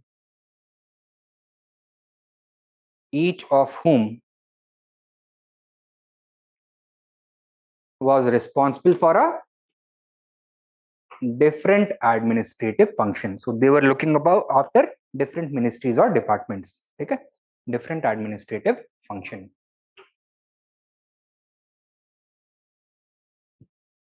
A different administrative function. These included names of some mantris or titles of some mantris.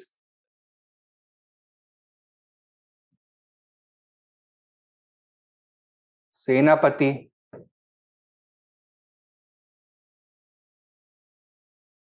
पुरोहित. सेनापति और पुरोहित तो पहले भी होते थे, right? सेनानी और पुरोहित, the military commander and the chief priest. Apart from that,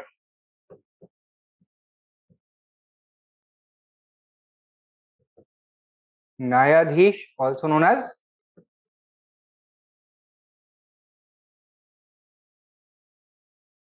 धर्मस्थ्ययी.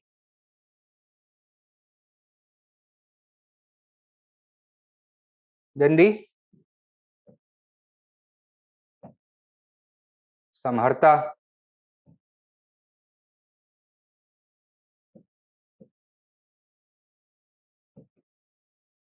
संघित्री,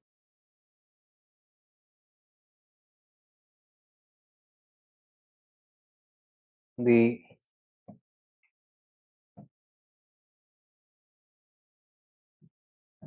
दंडनायक,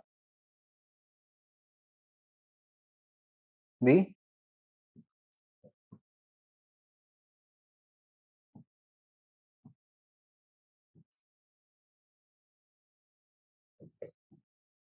अक्षपत्तालिधिकृता,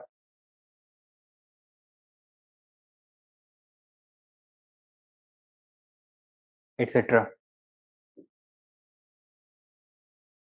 Dharmasthay or Nyadhish, he would be responsible for dispensing justice. So hyphen करके लिख लो, in charge of justice. Samharta was the chief tax official, chief revenue collector. Sanghitri was the, already mentioned कर चुके हैं, the chief treasurer, royal treasurer. Samharta, he was the chief revenue collector.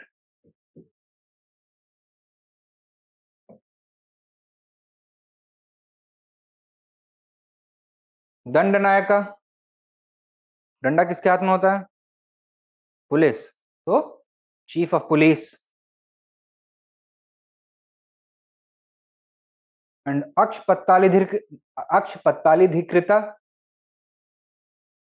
he was in charge of record keeping. He was the royal scribe, maintaining accounts and records.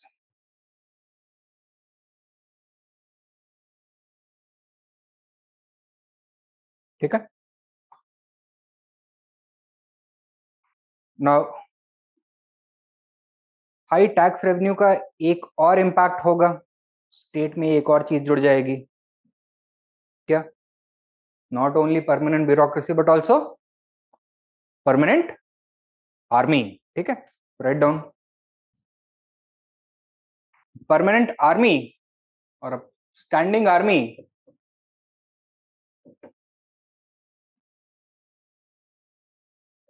became a prominent feature of the states during the Buddha age.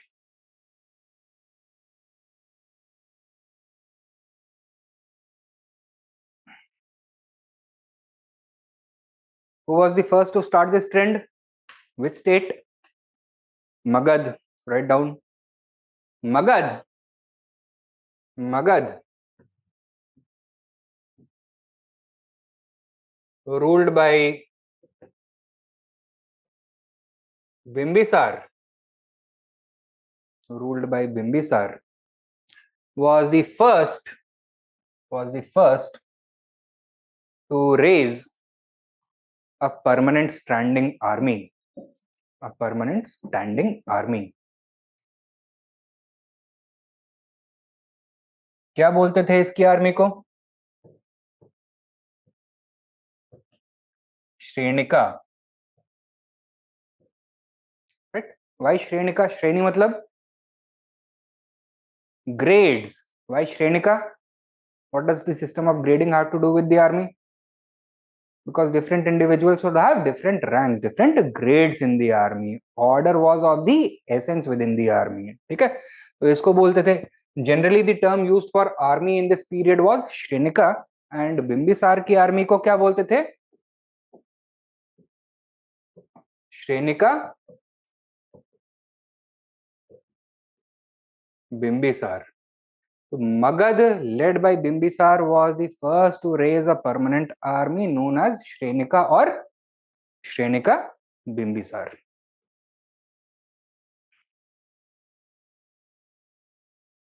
ठीक है.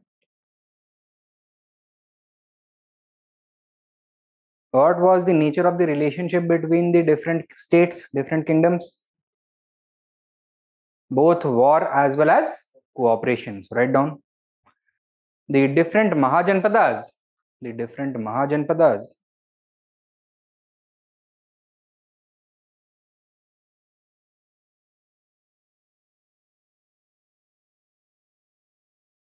emerged as natural enemies. Emerged as natural enemies who were forced to cooperate with each other. To cooperate with each other. Full stop. Thus war, trade, cultural exchange, alliances, counter alliances, and diplomacy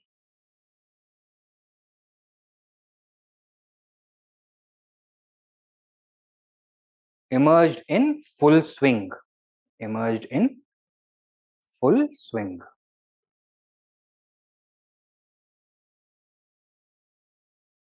Full stop. The relationship between any two states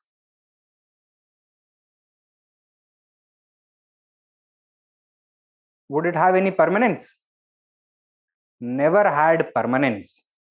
Never had permanence.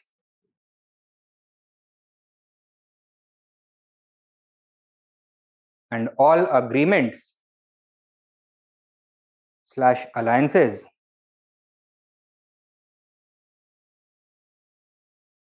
were based on immediate needs and objectives. Immediate needs and objectives.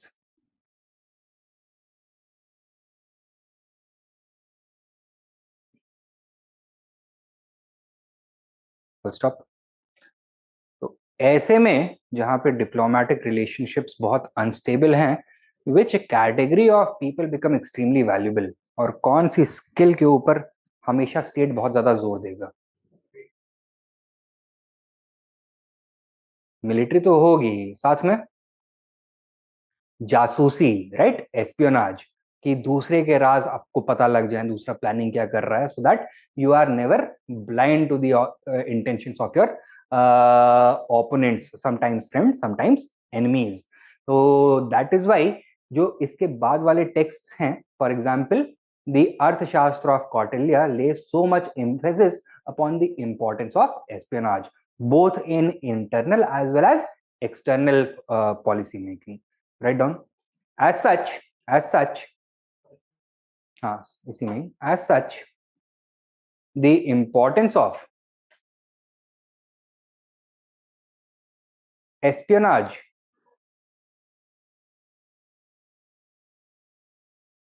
and secrecy,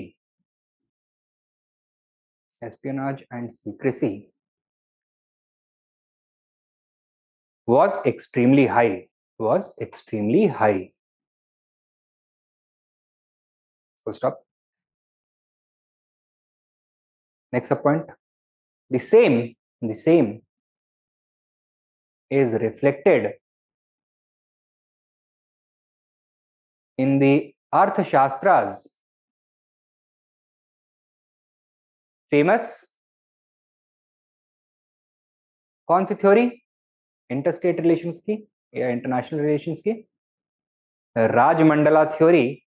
and which strategy named after the author? कौन सी नीति? चाणक्य नीति is reflected in the Arthashastra's famous Rajmandala theory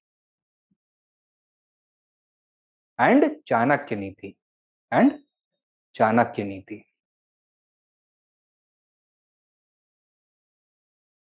ठीक है? So this was the nature of administrative and political life during the महाजनपद period और Buddha as. Next किसके बारे में बात करनी है? इकोनॉमी, सोसाइटी और religion. This we are going to do in our next lecture. Alright, जो आज हमने कवर किया है सब समझ में आया है ना? इंक्लूडिंग वाला क्वेश्चन कैसे अटेम्प्ट करना है?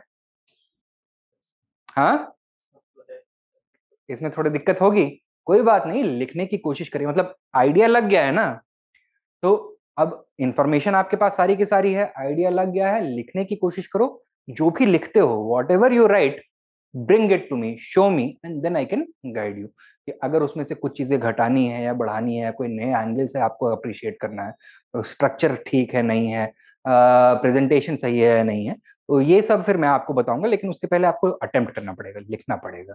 दिस ऑल्सो शोज यू कि हो सकता है कि आपको क्वेश्चन बड़ा सीधा साधा सिंपल सा लगे, लेकिन जरूरी नहीं है उसका आंसर भी उतना सीधा साधा होगा. आंसर काफी स्पेसिफिक हो सकता है, काफी नुआंस भी हो सकता है, राइट? नए पर्सपेक्टिव्स आपको पता होने चाहिए, only then will you be able to write good answer for such questions. History option का कोई भी ऐसा स्टूडेंट नहीं होगा जो इसके बारे में कुछ लिख ना पाए. इनफैक्ट हिस्ट्री ऑप्शनल ही क्या, आप राह चलते इंसान से भी पूछ लोगे ना कि सिकंदर के बारे में चार चार लाइन बताओ, वो भी बता देगा.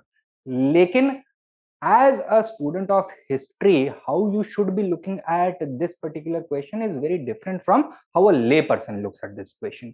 तो वो यहाँ पे मैंने आपको बताया है कि किस तरह से आप इसको नजरिए को देख सकते हो, एंड अटेम्प्ट करने की कोशिश जरूर करिएगा.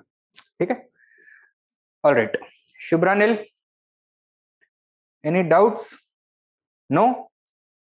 चलिए then, thank you for your time.